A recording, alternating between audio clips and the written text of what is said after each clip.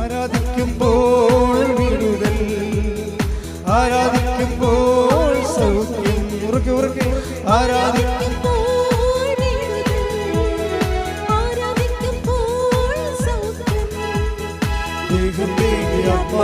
സമാധാന സന്തോഷം ദാനമായ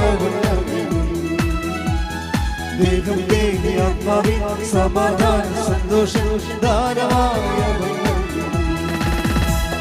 പ്രാർത്ഥിക്കാം ആത്മാവിൽ ആരാധിക്കും കർത്താവേ നല്ലവൻ അവൻ നല്ലവൻ. പ്രാർത്ഥിക്കാം ആത്മാവിൽ ആരാധിക്കും കർത്താവേ നല്ലവൻ അവൻ നല്ലവൻ. വിടുതൽ ഇന്ന് പ്രാപിക്കാം, വിടുതൽ ഇന്ന് പ്രാപിക്കാം. ആരാധിക്കുമ്പോൾ വിടുതൽ, ആരാധിക്കുമ്പോൾ സൗഖ്യം, ആരാധിക്കുമ്പോൾ വിടുതൽ, ആരാധിക്കുമ്പോൾ സൗഖ്യം. ദേഹം ദേഹി ആത്മാവിൽ സമാധാന സന്തോഷം ദാനമായ ദേഹം ദേഹി ആത്മാവിൽ സമാധാന സന്തോഷം ദാനമായ കൈയുയർത്തി പ്രാർത്ഥിക്കാം ആത്മാവിൽ ആരാധിക്കാം കർത്താവേ നല്ലവൻ അവൻ നല്ലവൻ. പ്രാർത്ഥിക്കാം ആത്മാവിൽ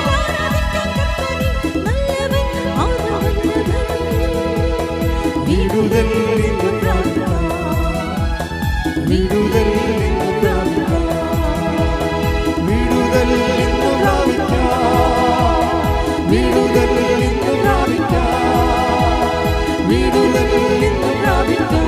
സ്തുതിക്കട്ടെ, ഹല്ലേലൂയ ഹല്ലേലൂയ യേശുവേ. ഓരോ നിമിഷവും നമുക്ക് ആവശ്യമായ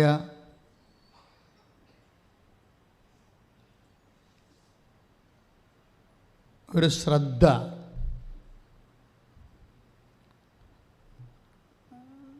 എപ്പോഴും ഒരു ജാഗ്രത നമ്മുടെ ഭാഗത്തു നിന്നുണ്ടാകണം. ഉടമ്പടി പല ആൾക്കാർക്കും അനുഭവവേദ്യമാകാത്തതിൻ്റെ ഒരു കാരണം ജാഗ്രതയുടെ കുറവാണ്. കാരണം നമ്മൾ ഒരു വ്യക്തിയുമായിട്ടാണ് കമ്മ്യൂണിക്കേറ്റ് ചെയ്യണത് അല്ലേ. ഉടമ്പടി അല്ലെങ്കിൽ അച്ഛനിടയ്ക്ക് പറയാറുള്ള ബെറിത്ത് റിലേഷൻ, ഉടമ്പടി നമ്മൾക്ക് എന്താണ് തരണത്? ദൈവമായിട്ട് ഒരു റിലേഷൻ ഉണ്ടാക്കി തരികയാണ്. അതിനാണ് ബെറിത്ത് എന്ന് പറയണത്. ഹെബ്രായ ബൈബിളിലെ ഉടമ്പടിക്ക് പകരം പറയുന്ന വാക്ക് ബെറിത്ത് എന്നാണ്. നമ്മൾ ദൈവമായിട്ട് ഇപ്പോൾ എന്താ ചെയ്യണത്? ഒരു ബെറിത്ത് ചെയ്യുകയാണ്. അതിൻ്റെ ഉദ്ദേശം എന്താണ്? റിലേഷനാണ്. അപ്പം നമ്മൾ ദൈവമായിട്ട് ഒരു റിലേഷനിൽ വരികയാണ്. അത് റിലേഷൻ്റെ പ്രഖ്യാപിതമായ രൂപം, അതിൻ്റെ ഒരു എന്താണ്, ഒരു സൈൻഡ് ഫോമാണിത്. പ്രിസ്ക്രൈബ്ഡ് സൈൻഡ് ഫോം എന്ന് വെച്ച് കഴിഞ്ഞാൽ ദൈവമായിട്ട് നമുക്ക് റിലേഷനിലാകാൻ വേണ്ടി ദൈവം തന്നെ മുൻകൈയെടുത്ത് നിശ്ചയിച്ചിട്ടുള്ള ഒരു പദ്ധതി, ഒരു പ്രയോഗമാണ് ഈ ഉടമ്പടി എന്ന് പറയുന്നത്. അതുകൊണ്ട് തന്നെ ശ്രദ്ധയോടെയും സൂക്ഷ്മതയോടെയും ഉടമ്പടി ചെയ്യുമ്പോൾ മാത്രമല്ല, ചെയ്ത് കഴിഞ്ഞുള്ള ദിവസങ്ങൾ വളരെ ശ്രദ്ധയുള്ള ദിവസങ്ങളാണ്. എന്താ കാര്യം വെച്ച് കഴിഞ്ഞാൽ ദൈവം നമ്മോട് സംസാരിക്കുന്ന ദിവസങ്ങളാണ്. ദൈവം നമ്മളോട് സംസാരിക്കുന്ന ദിവസങ്ങളാണ്. അപ്പം നമ്മൾ ഓവറായിട്ട് വേറെ കാര്യങ്ങളിലൊക്കെ ഇടപെട്ടും വേറെ ആൾക്കാരോട് ആവശ്യമില്ലാത്ത സംസാരിച്ചും ആവശ്യമില്ലാത്ത പാട്ടൊക്കെ കേട്ട് അങ്ങനെയൊക്കെ നമ്മുടെ മനസ്സ് ഡിസ്റ്റോർട്ടായി കഴിഞ്ഞു കഴിഞ്ഞാൽ നമുക്ക് ദൈവത്തിൻ്റെ ഇപ്പം നമുക്കൊരു വെള്ളത്തിൽ നമ്മൾ മുഖം കാണുന്നത് എങ്ങനെയാണ്? വെള്ളം നിശ്ചലമാകുമ്പോഴല്ലേ അല്ലേ? ഏത് കുടത്തിൽ പോലും നമുക്ക് മുഖം കാണാൻ പറ്റും. കാര്യം അത് നിശ്ചലമാണ്. പക്ഷേ വെള്ളം ഡിസ്റ്റർബ്ഡ് ആണെങ്കിൽ നമ്മുടെ മുഖവും അതുപോലെ ഡിസ്റ്റോർട്ടഡായി പോകും. അപ്പം ഡിസ്റ്റർബൻസ്, ഡിസ്റ്റോർഷൻ, അങ്ങനെ രണ്ട് കാര്യങ്ങളാണ്. നമ്മൾ ആവശ്യമില്ലാത്ത വിഷയത്തെ കൊണ്ടുപോയി ഉടമ്പടിക്കാലത്ത് തലയിടരുത് ഇല്ലേ. ആവശ്യമില്ലാത്ത ഇപ്പോൾ അടുക്കളയിൽ തന്നെ ഒരു സംസാരം ഉണ്ടായി, അല്ലെങ്കിൽ അങ്കണത്ത് സംസാരം ഉണ്ടായി, ചില നമുക്കിഷ്ടപ്പെടാത്ത ആൾക്കാർ വീട്ടിൽ വന്ന്, അല്ലെങ്കിൽ ഇഷ്ടപ്പെടാത്ത വീട്ടിൽ വന്നു, അങ്ങനെയൊക്കെ ഓരോ വിഷയങ്ങളൊക്കെ വരുമ്പോൾ ഇതിനകത്ത് കൊണ്ടുപോയി വെറുതെ തല വെച്ച് കൊടുക്കരുത്. അത് ഉടമ്പടിയുടെ കാര്യം. നമ്മൾ വളരെ ശ്രദ്ധയോടെ ദൈവത്തിൻ്റെ സന്നിധിയിൽ ഒരു ബയലാട്രൽ എഗ്രിമെൻ്റ് ചെയ്തിരിക്കുകയാണ്. അല്ല, ഇത് ഇറ്റ്സ് നോട്ട് എ പ്രയർ. ഉടമ്പടി ഒരു പ്രാർത്ഥനയല്ല, അതൊരു പ്രയോഗമാണ്. ദൈവവുമായിട്ട് നമ്മൾ ലിങ്ക് ചെയ്തിരിക്കുകയാണ്. അപ്പോൾ നമ്മൾ വളരെ ശ്രദ്ധയോടെ നിൽക്കണം. എന്താ കാര്യം എന്നറിയാവോ? ദൈവം ഉടമ്പടിയുടെ ഒരു പ്രോമിസ്, നമുക്കറിയാം ഉടമ്പടി വർക്ക് ചെയ്യണത് പ്രോമിസിലാണ്. ഉടമ്പടി ആകാശത്ത് നമ്മൾ എഴുതുകയല്ല, മറിച്ച് ഉടമ്പടിയിൽ പ്രിസ്ക്രൈബ്ഡ് പ്രോമിസ് ഉണ്ട്. അതിൻ്റെ അടിസ്ഥാനത്തിലാണ് ഉടമ്പടി നിലവിൽ വരുന്നത്. പ്രോമിസ് എന്ന് പറഞ്ഞാൽ എന്താണ്? വാഗ്ദാനം, ദൈവത്തിൻ്റെ വാഗ്ദാനം. ഓരോ വിഷയം, ഈച്ച് ആൻഡ് എവറി സബ്ജക്റ്റ്, നമ്മുടെ ജീവിതത്തിൻ്റെ ഓരോ വിഷയങ്ങൾക്കും കറസ്പോണ്ടിങ് പ്രോമിസ് ഉണ്ട്, എന്നുവെച്ചാൽ വാഗ്ദാനമുണ്ട്. അതായത് അത് ആണ് നമ്മളിൽ പാലിക്കപ്പെടുമ്പോഴാണ് പലപ്പോഴും നമുക്ക് അത് അനുഗ്രഹമായിട്ട് മാറണത്. അത് മനസ്സിലായി. അതായത് ദൈവം അനാദികാലം മുതലേ ഈ ഫിസിക്കാലിറ്റി മെയിൻറ്റെയിൻ ചെയ്യാൻ വേണ്ടി, ആത്മാവിൻ്റെ ആ സ്പിരിച്വാലിറ്റി മെയിൻറ്റെയിൻ ചെയ്യാൻ വേണ്ടി ഒറ്റ പ്രോമിസാണ് നൽകിയിരിക്കുന്നത്. ഈ പ്രോമിസിൻ്റെ ഉദ്ദേശം എന്താണ്? ഫിസിക്കാലിറ്റി മെയിൻറ്റെയിൻ ചെയ്യുക, നമ്മുടെ ശാരീരിക അവസ്ഥ മെയിൻറ്റെയിൻ ചെയ്യുക. അതിലാണ് വീടുണ്ട്, വിവാഹമുണ്ട്, വഴിയുണ്ട്, ILTS ഉണ്ട്, വസ്തു വിൽപ്പന ഉണ്ട്, വസ്തു വാങ്ങലുണ്ട്. ഇതെല്ലാം ഫിസിക്കാലിറ്റി മെയിൻറ്റെയിൻ ചെയ്യാൻ വേണ്ടിയുള്ളതാണ്. ഇനി സ്പിരിച്വാലിറ്റി മെയിൻറ്റെയിൻ ചെയ്യാനുണ്ട്, ആധ്യാത്മികത. കാര്യം ഈ കാലത്തിന് ശേഷവും വീണ്ടും വിശ്വാസിയെ സംബന്ധിച്ചിടത്തോളം നിത്യമായി ജീവിക്കാൻ വേണ്ടി ഉള്ള സ്പിരിച്വാലിറ്റി മെയിൻറ്റെയിൻ ചെയ്യാൻ വേണ്ടി ആ ഉടമ്പടിയുണ്ട്. അതിനാണ് പരിശുദ്ധ കുർബാന എന്ന് പറയുന്നത്. തമ്മിൽ മനസ്സിലാക്കണം, ഈ ദൈവം എന്ത് ചെയ്താലും ഉടമ്പടി മാത്രമേ ചെയ്യത്തുള്ളൂ, വേറെ ഒന്നും ചെയ്യത്തില്ല. അതിൻ്റെ ലക്ഷ്യമെന്ന് പറഞ്ഞാൽ അൾട്ടിമേറ്റ് എയിം ഒന്ന് ഫിസിക്കാലിറ്റി മെയിൻറ്റെയിൻ ചെയ്യുക, ഈ ജീവിതത്തിൻ്റെ ആവശ്യങ്ങൾ നിറവേറ്റുക, ഈ ജീവിതത്തിൻ്റെ ആവശ്യങ്ങൾ നിറവേറ്റുക, പിന്നെ വരാൻ പോകുന്ന ജീവിതത്തിൻ്റെ ആവശ്യങ്ങൾ നിറവേറ്റുക. അപ്പോൾ ആവശ്യങ്ങൾ നിറവേറ്റുകയാണ് ബേസിക്കായിട്ട് ഉടമ്പടിയുടെ അൾട്ടിമേറ്റ് എയിം. ആവശ്യങ്ങൾ നിറവേറ്റുക. ഈ ആവശ്യങ്ങൾ നിറവേറ്റുമ്പോൾ സംഭവിക്കുന്നത്, നമ്മളെ ദൈവം ഹെൽപ്പ് ചെയ്യാൻ വേണ്ടി നമ്മുടെ ആത്മാവിൻ്റെ വാതായനങ്ങൾ മുട്ടുമ്പോൾ നമ്മൾ ശ്രദ്ധയില്ലെങ്കിൽ നമുക്കിത് വിവേചിക്കാൻ പറ്റാതെ വരും. ഈ ആത്മാവിൻ്റെ മുട്ടലുകളെ, തട്ടലുകളെ നമ്മൾ അറിയണത് മറ്റ് ലോകത്തിൻ്റെ അരൂപികളുടെ മുട്ടലും തട്ടലും കൂടുതലാണെങ്കിൽ ആത്മാവിൻ്റെ മുട്ടലെ വിഭജിക്കാൻ പാടായിരിക്കും. ഉദാഹരണത്തിന് കഴിഞ്ഞ ദിവസങ്ങളിലൊരു സാക്ഷ്യം ഉണ്ടായി. ആ സാക്ഷ്യം എനിക്ക് ഭയങ്കര ഇഷ്ടപ്പെട്ടായിരുന്നു. നിങ്ങൾ നോക്കുമ്പോൾ ഉടമ്പടിയുടെ റേഞ്ച് നോക്കുമ്പോൾ ആ സാക്ഷ്യം അത്ര വലിയ സാക്ഷ്യമാണോ എന്ന് ചിലപ്പോൾ സ്വാഭാവികമായ ഒരു സംശയം വരാം. പക്ഷേ സാക്ഷ്യം ഇതാണ്. ഒരു അഞ്ചു മാണി എന്ന് പറയുന്ന ഒരു മോള് ഒരു ഉടമ്പടി ചെയ്യണ മുമ്പ് ഇവളുടെ OIT പരീക്ഷയ്ക്ക് ഇവൾ പൊട്ടിപ്പോകും. സ്പീക്കിംഗ് ഭയങ്കര ഡിസാസ്ട്രസ് ആവും. അവൾ പറയണ ഒരു 15 തെറ്റെങ്കിലും എൻ്റെ സംസാരത്തിലുണ്ടെന്ന്. എന്നിട്ട് അപ്പോൾ നമുക്ക് സ്പീക്കിംഗ് പോയല്ലോ ഓൾറെഡി. പിന്നെ എന്താ ചെയ്യണത്? ഇവർ ഉടമ്പടി ചെയ്യും. ഉടമ്പടി ചെയ്ത് കഴിയുമ്പോൾ ഇവളുടെ മനസ്സിൽ പരിശുദ്ധാത്മ പറയും, നീ പൊട്ടിയിരിക്കുകയാണ് വ്യക്തമായിട്ടും, കണ്ടില്ലേ?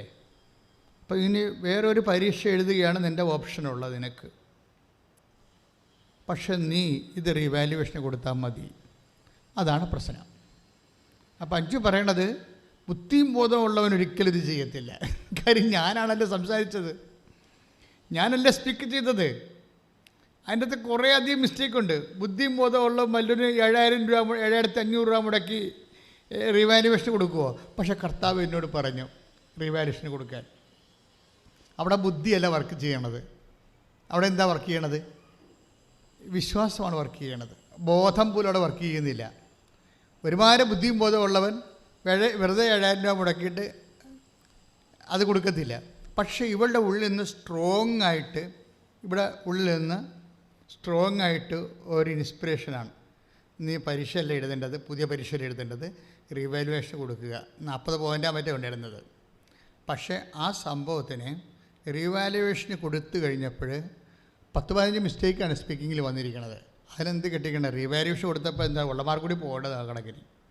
പക്ഷേ ഇവൾക്ക് അമ്മ ഒരു 20 മാർക്ക് കൂടി ഇട്ടെടുത്തിട്ട് ശരിക്കും സ്കോറിൻ്റെ മെറിറ്റിൽ സ്കോർ ചെയ്ത് കളഞ്ഞ്. അത്രയും വിഷയമാണ്. 20 മാർക്ക് കൂടി റിവാലുവേഷൻ. ഇത്രയും പൊട്ടത്തരങ്ങൾ പറഞ്ഞിട്ടും 20 മാർക്ക് കൂടി. അപ്പോഴേ അവൾ പറയണത് ശരിയാണ്, ബുദ്ധി അതിൻ്റെ അകത്തില്ല, ബോധമില്ല. പക്ഷേ എന്താ ഉള്ളത്? വിശ്വാസം. ഈ വിശ്വാസത്തിൽ എന്താ ചെയ്തിരിക്കണത്? ഈ പരീക്ഷ എഴുതണ്ട, മറിച്ച് റിവാലുവേഷൻ കൊടുത്താൽ മതി. അപ്പം അഞ്ചു എന്താ പറയണത്? ഇത് ബുദ്ധിയും ബോധമില്ലാത്ത വർത്തമാനമാണ്. എന്താ കാര്യം? എനിക്കറിയാം ഇതിൻ്റെ അകത്ത് ലോജിക്കില്ല. ചില കാര്യങ്ങൾക്ക് ലോജിക്ക് ഉണ്ടാകത്തില്ല. പിന്നെ എന്തുണ്ടാവും? ഫെയ്ത്ത് ഉണ്ടാവും. ഫെയ്ത്തും ലോജിക്കും ചില സമയത്ത് വഴിപിരിഞ്ഞ് നടക്കുന്ന ആൾക്കാരാണ്. എപ്പോഴും ഒരുമിച്ച് നടക്കണമെന്ന് ഒരു നിർബന്ധവുമില്ല. ഫെയ്ത്തും ലോജിക്കും തമ്മിൽ വല്ലപ്പോഴും കൂടത്തുള്ളൂ, എപ്പോഴും കൂടത്തില്ല. സയാമീൻ ചിരട്ടടപ്പുറം നടക്കത്തില്ല. ഫെയ്ത്തിനെ ചില സമയത്ത് ലോജിക്ക്, ഫെയ്ത്ത് ചിലപ്പോൾ ലോജിക്കിൻ്റെ മുമ്പിൽ കയറി നടക്കും.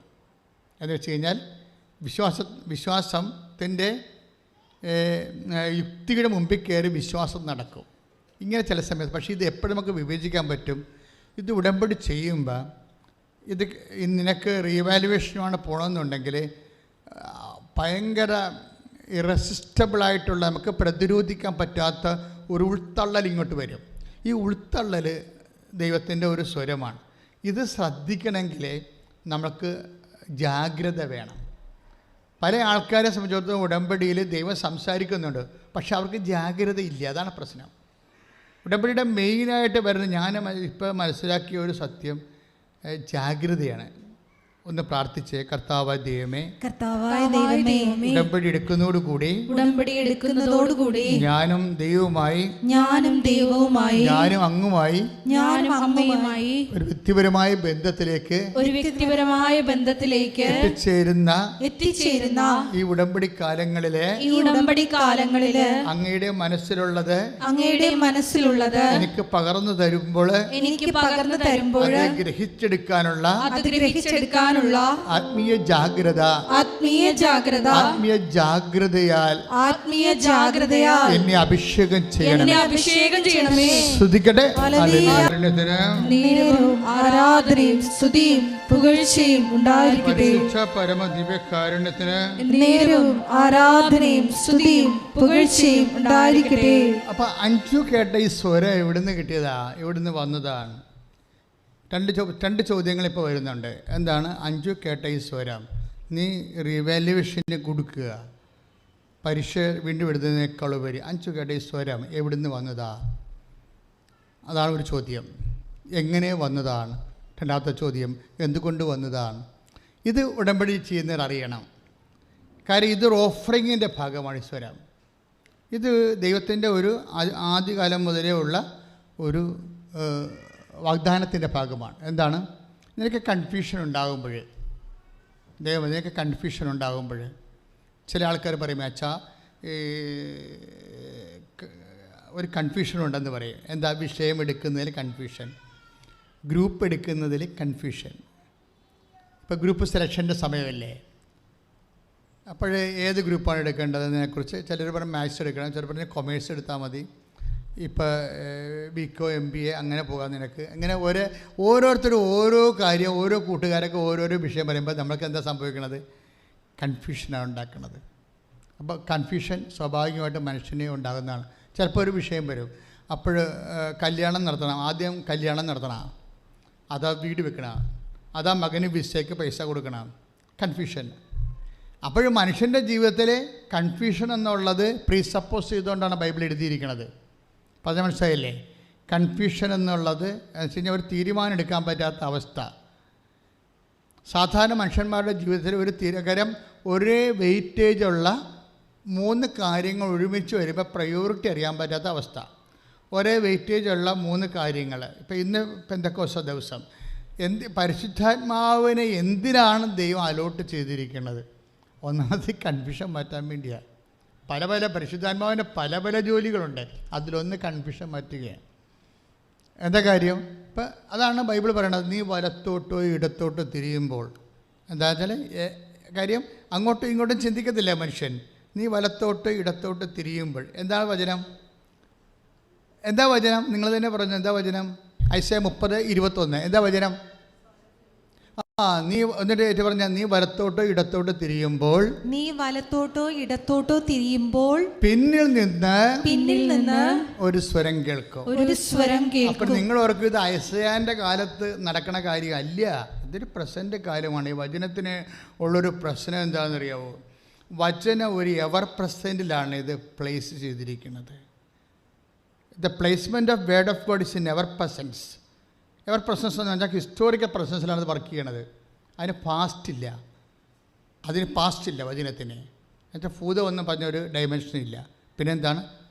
ചരിത്ര പുസ്തകങ്ങൾക്കെല്ലാം മനുഷ്യൻ്റെ വചനങ്ങൾക്കെല്ലാം ഭൂതമുണ്ട്, ഭാവിയുണ്ട്, പിന്നെ എന്താണ്? വർത്തമാനമുണ്ട്. ഈ ദൈവവചനത്തിൻ്റെ ഒരു ഡയമെൻഷൻ എന്ന് പറയുന്നത് ഇത് എവർ പ്രസൻറ്റിലാണ് നിൽക്കുന്നത്. ഈശോ എന്താ പറഞ്ഞത്? ആകാശം മാറിപ്പോകും. പറഞ്ഞേ, ആകാശം മാറിപ്പോകും, ഭൂമിയും കടന്നു പോകും. ഞാൻ നിങ്ങളോട് പറഞ്ഞ വചനങ്ങൾക്ക്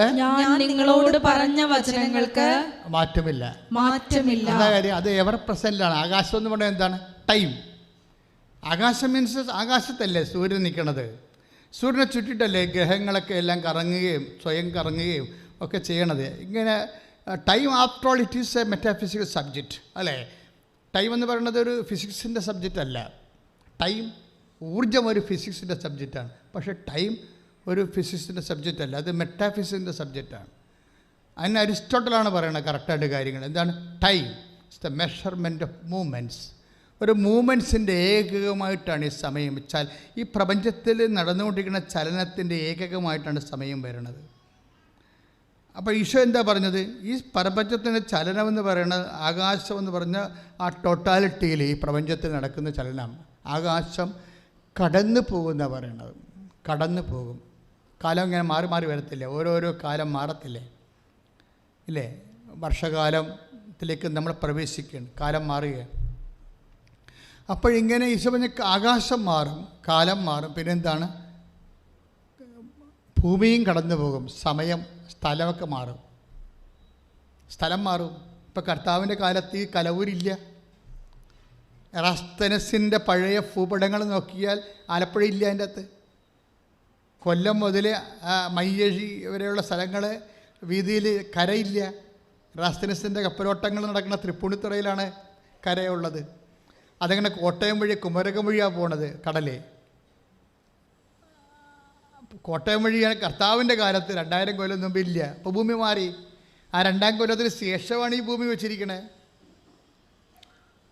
അപ്പോഴേ എന്താ സംഭവിച്ചു കഴിഞ്ഞാൽ ഭൂമിയും മാറുന്നതാണ്. ഇനി ചിലപ്പോൾ കടൽ എടുത്തുകൊണ്ട് പോയെന്ന് വരും തിരിച്ച്.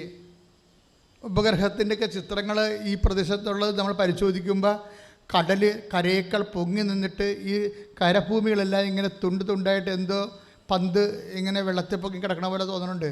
കടൽ ചെറുതായിട്ടൊന്ന് 1 മീറ്റർ 2 മീറ്റർ പൊങ്ങുകയാണെങ്കിൽ ആലപ്പുഴ കാര്യത്തൊരു തീരുമാനമാവും. കൊച്ചി അപ്പളേ പോകും, ആദ്യമേ പോകും. ഭൂമികൾ പോകാൻ സാധ്യതയുണ്ടെന്ന് ഈശോ പറഞ്ഞിട്ടുണ്ട്. കാര്യം വെച്ചാൽ ഭൂമികൾ പോകും, ആകാശം പോകും, സമയം. എന്നുവെച്ചാൽ ഈശോ എന്താ ഉദ്ദേശിച്ചത്? കാലം ദേശവും 2 കാര്യങ്ങളിലാണ് സംഭവങ്ങൾ നടക്കുന്നത്. എന്ത് സംഭവങ്ങൾ നടന്നാലും കാലത്തിൽ നടക്കും, ദേശത്തിൽ നടക്കും. ഈ ദേശം പോകും, പിന്നെന്താണ്? കാലവും പോകും. ഇപ്പം എന്ത് പറ്റും? ഞാൻ നിങ്ങളോട് പറഞ്ഞ വചനങ്ങൾക്ക് മാറ്റം ഉണ്ടാകത്തില്ല. അപ്പോൾ വചനങ്ങളെന്ന് പറയുമ്പോൾ കാലദേശബന്ധിയായിട്ടല്ല നിൽക്കണത്. കാര്യം എന്താണ്? ആദിയിൽ വചനമുണ്ടായിരുന്നു. ഇപ്പം ലൂക്കാൻ്റെ സുവിശേഷം, ആകാശം കടന്നു പോകും, ആകാശം കടന്നു പോകും, ആകാശം മാറും, ഭൂമിയും മാറും. ഞാൻ നിങ്ങളോട് പറഞ്ഞ വചനങ്ങൾക്ക് മാറ്റമുണ്ടാവുകയില്ല. അപ്പോഴേ ടൈം ആൻഡ് പ്ലേസിലല്ല വചനം പ്ലേസ് ചെയ്തിരിക്കുന്നത്. ടൈം ആൻഡ് പ്ലേസ്, ദേശവും കാലവും മാറിക്കൊണ്ടിരിക്കും. പക്ഷേ വചനത്തിന് മാറ്റം ഉണ്ടാകത്തില്ല. വചനം നമ്മളോട് പറഞ്ഞ വചനങ്ങൾക്ക് മാറ്റം ഉണ്ടാകത്തില്ല. എന്താ കാര്യം? അത് ആദിയിൽ വചനമുണ്ടായിരുന്നു. വചനം ദൈവത്തോടു കൂടിയായിരുന്നു. വചനം ദൈവമായിരുന്നു. അതുകൊണ്ടാണ് ദൈവം കാലത്തിനും ദേശത്തിനും അതീതനാണ്. ദൈവത്തിൻ്റെ വാക്കുകളും ഉടമ്പടി കാലത്തിന് ശേഷം വരുന്ന തോന്നലുകൾ നമ്മൾ പ്രാർത്ഥനാപൂർവം വിവേചിക്കേണ്ടതാണ്. ഇപ്പോൾ നമ്മൾ റിജക്റ്റ് ചെയ്തൊരു ബാങ്കാണ്. 3 പ്രാവശ്യം അവിടെ ചെന്ന് അവർ റിജക്റ്റ് ചെയ്ത്, അപ്പം നമുക്ക് ലോൺ കിട്ടത്തില്ലെന്ന് ഉറപ്പായി. അതിൽ ജപ്തി നടപടിയിലേക്ക് ഒരു പോകണമെന്ന് ഉറപ്പായി. രണ്ട് വിഷയത്തിലാണ് ആൾക്കാർ പോകുന്നത്. പക്ഷേ ഉടമ്പടി എടുത്തതിന് ശേഷം പിന്നീട് നിന്നോട് പിന്നെയും പറയും, നീ അയാളുടെ ആ ബാങ്കിലേക്ക് തന്നെ ചെല്ലാൻ പറയും. അപ്പോൾ നീ പറയും, ഞാൻ പോകത്തില്ല, എന്നെ അവിടുന്ന് ആട്ടി ഓടിച്ചാണ്, അവർക്ക് ഭ്രാന്താണെന്ന് ചോദിക്കും. ആൾക്കാരുടെ കൂട്ടത്തിൽ വെച്ച് എന്നെ ചമ്മിച്ചാൽ എനിക്ക് പിന്നെ ദേഷ്യം വരും, ഞാൻ പോകത്തില്ലെന്ന് പറയും. പക്ഷേ നിനക്ക് ഉള്ളിൽ അങ്ങനെ തോന്നി, അപ്രതിരോധ്യമായിട്ട് തോന്നിയാൽ യു ഷുഡ് ഗോ. എന്താ കാര്യം? കർത്താവിൻ്റെ ഒരു രീതി അനുസരിച്ച് ശത്രുക്കൾ കാണിക്കെ അവിടുന്ന് എനിക്ക് വിരുന്നൊരുക്കി. വിരുന്ന് കർത്താവിന് ആടെ മുമ്പിൽ ഒരുക്കാൻ പറ്റും. ഇത് പരിശുദ്ധാത്മാവിൽ വിവേചിക്കാതെ മാത്രമേ നിനക്ക് ഇതിൻ്റെ മധുരം നുകരാൻ പറ്റത്തുള്ളൂ. വചനം ബേസിക്കായിട്ട് സ്വീറ്റാണ്. കാര്യം നമ്മൾക്ക് ഇപ്പോൾ നമ്മളോട് വളരെ ഹാർഷായിട്ട് നിൽക്കുന്ന ആൾക്കാരെ വിചാരിച്ചു. പക്ഷേ പരിശുദ്ധാത്മാവ് നമ്മളോട് പറയണം, നീ അയാളോട് ചെന്ന് അയാളുമായിട്ട് അനുരഞ്ജനപ്പെടൂ. അപ്പം നീ പറയും, ഞാൻ പോകത്തില്ല, കാര്യം ഞാനൊരു തെറ്റും ചെയ്തിട്ടില്ല, അയാളാണ് മേക്കിട്ട് കയറി എൻ്റെ തന്തക്കുവരെ വിളിച്ചിരിക്കുന്നത്, പിന്നെ ഞാൻ എന്തിനാ അങ്ങോട്ട് പോകണമെന്നൊക്കെ ഉണ്ട്. ലോകാരൂപി നീയുമായിട്ട് യുദ്ധത്തിൽ ഏർപ്പെടും. നീ ലോകാരൂപിക്ക് കീഴ്പ്പെടരുത്, പരിശുദ്ധാത്മാവിനെ കീഴ്പ്പെടണം. എന്താ കാര്യം വെച്ച് കഴിഞ്ഞാൽ, നിന്നിൽ ജയിക്കേണ്ടത് ആരാണ്? യേശുവാണ് ജയിക്കേണ്ടത്. യേശുവിനെ ജയിപ്പിക്കാൻ തുടങ്ങുന്നിടത്ത് വെച്ച് ഉടമ്പടി ജയിക്കാൻ തുടങ്ങും. അതാണ് സംഭവം. കാര്യം വെച്ചാൽ യേശുവിന് നിന്നോട് ഇൻട്രാക്ട് ചെയ്യാനുള്ള ഒരു പഴുത് കിട്ടി കഴിഞ്ഞാൽ, മറ്റ് സ്വരങ്ങളെല്ലാം സബ്സൈഡായി കഴിഞ്ഞാൽ നിൻ്റെ യേശു പറയണം നിനക്ക് കേൾക്കാം. അപ്പോൾ എല്ലാത്തിനും മറുപടിയുണ്ട്. ഈച്ച് ആൻഡ് എവരിത്തിങ് നിൻ്റെ അതായത് ഇപ്പം നമ്മൾ വായിച്ച വചനം 30:21 അയച്ചയ അല്ലേ? എന്താണ്? നീ വലത്തോട്ടോ ഇടത്തോട്ടോ തിരിയുമ്പോൾ, പറഞ്ഞേ, നീ വലത്തോട്ടോ ഇടത്തോട്ടോ തിരിയുമ്പോൾ പിന്നിൽ നിന്നൊരു സ്വരം കേൾക്കും, പിന്നിൽ നിന്ന് ഒരു സ്വരം കേൾക്കും, ഇതാണ് വഴി, ഇതിലേ പോകുക. അപ്പൊ എല്ലാം നീ നടക്കേണ്ട അത് തന്നെയല്ലേ? ആ വചനം തന്നെയല്ലേ സങ്കീർത്തനം 32:8 എന്താ പറയണത്? നീ നടക്കേണ്ട വഴി, പറഞ്ഞേ, നീ നടക്കേണ്ട വഴി നിന്റെ മുഖത്ത് നോക്കിക്കൊണ്ട് ഞാൻ നിന്നെ ഉപദേശിക്കും. അപ്പോൾ വഴി പോകേണ്ട വഴി. ഇപ്പം നിനക്ക് ചെറിയ പറയും, അച്ഛാ ഒരു എത്തും പിടിയും കിട്ടണില്ല എന്ന് പറയും. ഒരു എത്തിയും പിടിയും കിട്ടില്ല. കടങ്ങൾ ഓർക്കുമ്പോൾ ഒരു എത്തിയും പിടിയും കിട്ടണില്ല. പിന്നെ ഈ രോഗം തന്നെ പലരും പറയും. ചിലർ ആയുർവേദത്തിൽ പോകാൻ പറയും, ചിലർ പറയും ആയുർവേദത്തിൽ പോയിട്ട് പിന്നെ കുറേ സമയമൊക്കെ എടുക്കുമായിരിക്കും എന്ന് പറയും. ചിലർ പറയും ഇംഗ്ലീഷിൽ പോകുക, ഓപ്പറേഷൻ, ചിലപ്പോൾ ഓപ്പറേഷനല്ലേ ഉള്ളു, അതൊക്കെ ഇപ്പോൾ എല്ലാവരും ഓപ്പറേഷനല്ലേ ചെയ്യണമെന്നൊക്കെ പറഞ്ഞ് നമ്മളിങ്ങനെ ആൾക്കാർ പറഞ്ഞ് കൺഫ്യൂഷനായി കളയും. ഓരോരോ വിഷയത്തിലും കൺഫ്യൂഷൻ, എല്ലാ വിഷയത്തിലും കൺഫ്യൂഷനാണല്ല. കാര്യം ഇപ്പം ആൾക്കാർക്കെല്ലാം ഭയങ്കര അറിവായത് കാരണം ഈ അറിവ് ഉള്ള ആൾക്കാരെല്ലാം കൂടി അറിവും ചുമന്നുകൊണ്ട് ആവശ്യക്കാരൻ്റെ പെടലിൽ കൊണ്ടുവന്ന് ഡംപ് ചെയ്യുകയാണ് അറിവുകളെല്ലാം. അതോട് ഇപ്പം കൺഫ്യൂഷനായി പോകും. മനസ്സിലായ? നമ്മൾ ചില സ്ഥലത്തൊക്കെ ചെല്ലുമ്പോൾ വേസ്റ്റ് കൂന കാണത്തില്ലേ? അതുപോലെയാണ് ഒരു വിഷയം ഉണ്ടായ ആൾക്കാർക്ക് അഭിപ്രായത്തിൻ്റെ വേസ്റ്റ് കൂനകൾ നമുക്ക് ചുറ്റും കൂടും. ചിലർ പറയാൻ നിങ്ങൾ സ്വിറ്റ്സർലൻഡിൽ നിങ്ങൾ ആദ്യം ആസ്ട്രേലിയയിൽ പോകും, അവിടെ നിന്ന് ന്യൂസിലൻഡിലേക്ക് പോകാൻ പറയും. ചിലർ പറയാം അത് അവിടെ IELTS എഴുതാൻ പോകാനുള്ള വഴിയുണ്ടെന്ന് പറയും. ഇപ്പം ഇങ്ങനെ ഓരോരോ കാര്യത്തിൽ പറയുമ്പോൾ നമ്മൾ കറങ്ങി നടക്കും 6 മാസം. ഉടമ്പടി എടുക്കുമ്പോൾ നീ ശ്രദ്ധ വേണമെന്നാണ് ഇപ്പം അതിൻ്റെ അർത്ഥം. ഉടമ്പടി എടുക്കുമ്പോൾ ഓരോരോ അഭിപ്രായം കേട്ട് കറങ്ങരുത്, മറിച്ച് കർത്താവിൽ നിന്നെക്കുറിച്ചൊരു അഭിപ്രായം ഉണ്ടാവും. എന്താണ്? ഇതാണ് വഴി, ഇതിലേ പോകാൻ പറയും. പിന്നിൽ നിന്ന് കേൾക്കുന്ന സ്വരത്തിൻ്റെ പ്രത്യേകത എന്താ? അത് നന്മയുടെ സ്വരമായിരിക്കും, കാരുണ്യത്തിൻ്റെ സ്വരമായിരിക്കും. അത് മെരിറ്റിലല്ല പിന്നിലുള്ള വഴി വർക്ക് ചെയ്യണത്. പിന്നിലുള്ള വഴി ഉപദേശിക്കപ്പെടുമ്പോൾ അതിന് മെരിറ്റ് ഉണ്ടാകത്തില്ല ഒരിക്കലും. അവൾ പറഞ്ഞു കേട്ടില്ലേ, ബുദ്ധിയും ബോധമുള്ളവരും വല്ലവരും. അഞ്ചു എന്താ പറഞ്ഞത്? ബുദ്ധിയും ബോധമുള്ളവർ വല്ലവരും തോറ്റ പരീക്ഷയ്ക്ക് റീവാലുവേഷൻ കൊടുക്കുമോ? പക്ഷേ കർത്താവ് എന്നോട് കൊടുക്കാൻ പറഞ്ഞു. എന്താ പറയുക? പിന്നിലുള്ള സ്വരമാണത്. പിന്നിലുള്ള സ്വരത്തിൻ്റെ പ്രത്യേകത എന്താണ്? അതിന് മെരിറ്റ് ഉണ്ടാകത്തില്ല, ലോജിക്ക് ആയിരിക്കത്തില്ല. അത് എന്താ കാര്യം? പിന്നിലുള്ള സ്വരം ആദ്യം കേട്ടത് ദാവീദാണ്. ദാവീദ് എന്താ പറഞ്ഞത്? ജീവിതകാലം മുഴുവൻ നന്മയും കാരുണ്യവും എന്നെ അനുഗമിക്കും. മനസ്സിലായില്ലേ? ജീവിതകാലം മുഴുവൻ നന്മയും കാരുണ്യവും, പിന്നിൽ നിന്ന് വരണത് കാരുണ്യത്തിൻ്റെ സ്വരമായിരിക്കും. കാരുണ്യം വർക്ക് ചെയ്യേണ്ടത് മെറിറ്റിലല്ലോ. ഈ എന്തിനാണ് അയാൾ അങ്ങനെ പറയണത്? ഇപ്പം സങ്കീർത്തനം 23:5 എന്താ പറയണത്? ജീവിതകാലം മുഴുവൻ പറഞ്ഞേ, ജീവിതകാലം മുഴുവൻ നന്മയും കാരുണ്യവും എന്നെ അനുഗമിക്കുമെന്നാണ്. അപ്പം പുറകിലാണ് നിൽക്കണത്. അപ്പോൾ നമുക്ക് അനുഗമിക്കുമെന്ന് പറയുന്നത്, പിന്തുടരുമെന്ന് പറയുന്നത് എന്തായാലും X or Y പുറകിലാണ്. പിന്നിൽ നിന്നാണ് ഈ സ്വരം വരണത്. പിന്നിൽ നിന്ന് വരുന്ന സ്വരം എന്ന് പറഞ്ഞാൽ എന്താണ്?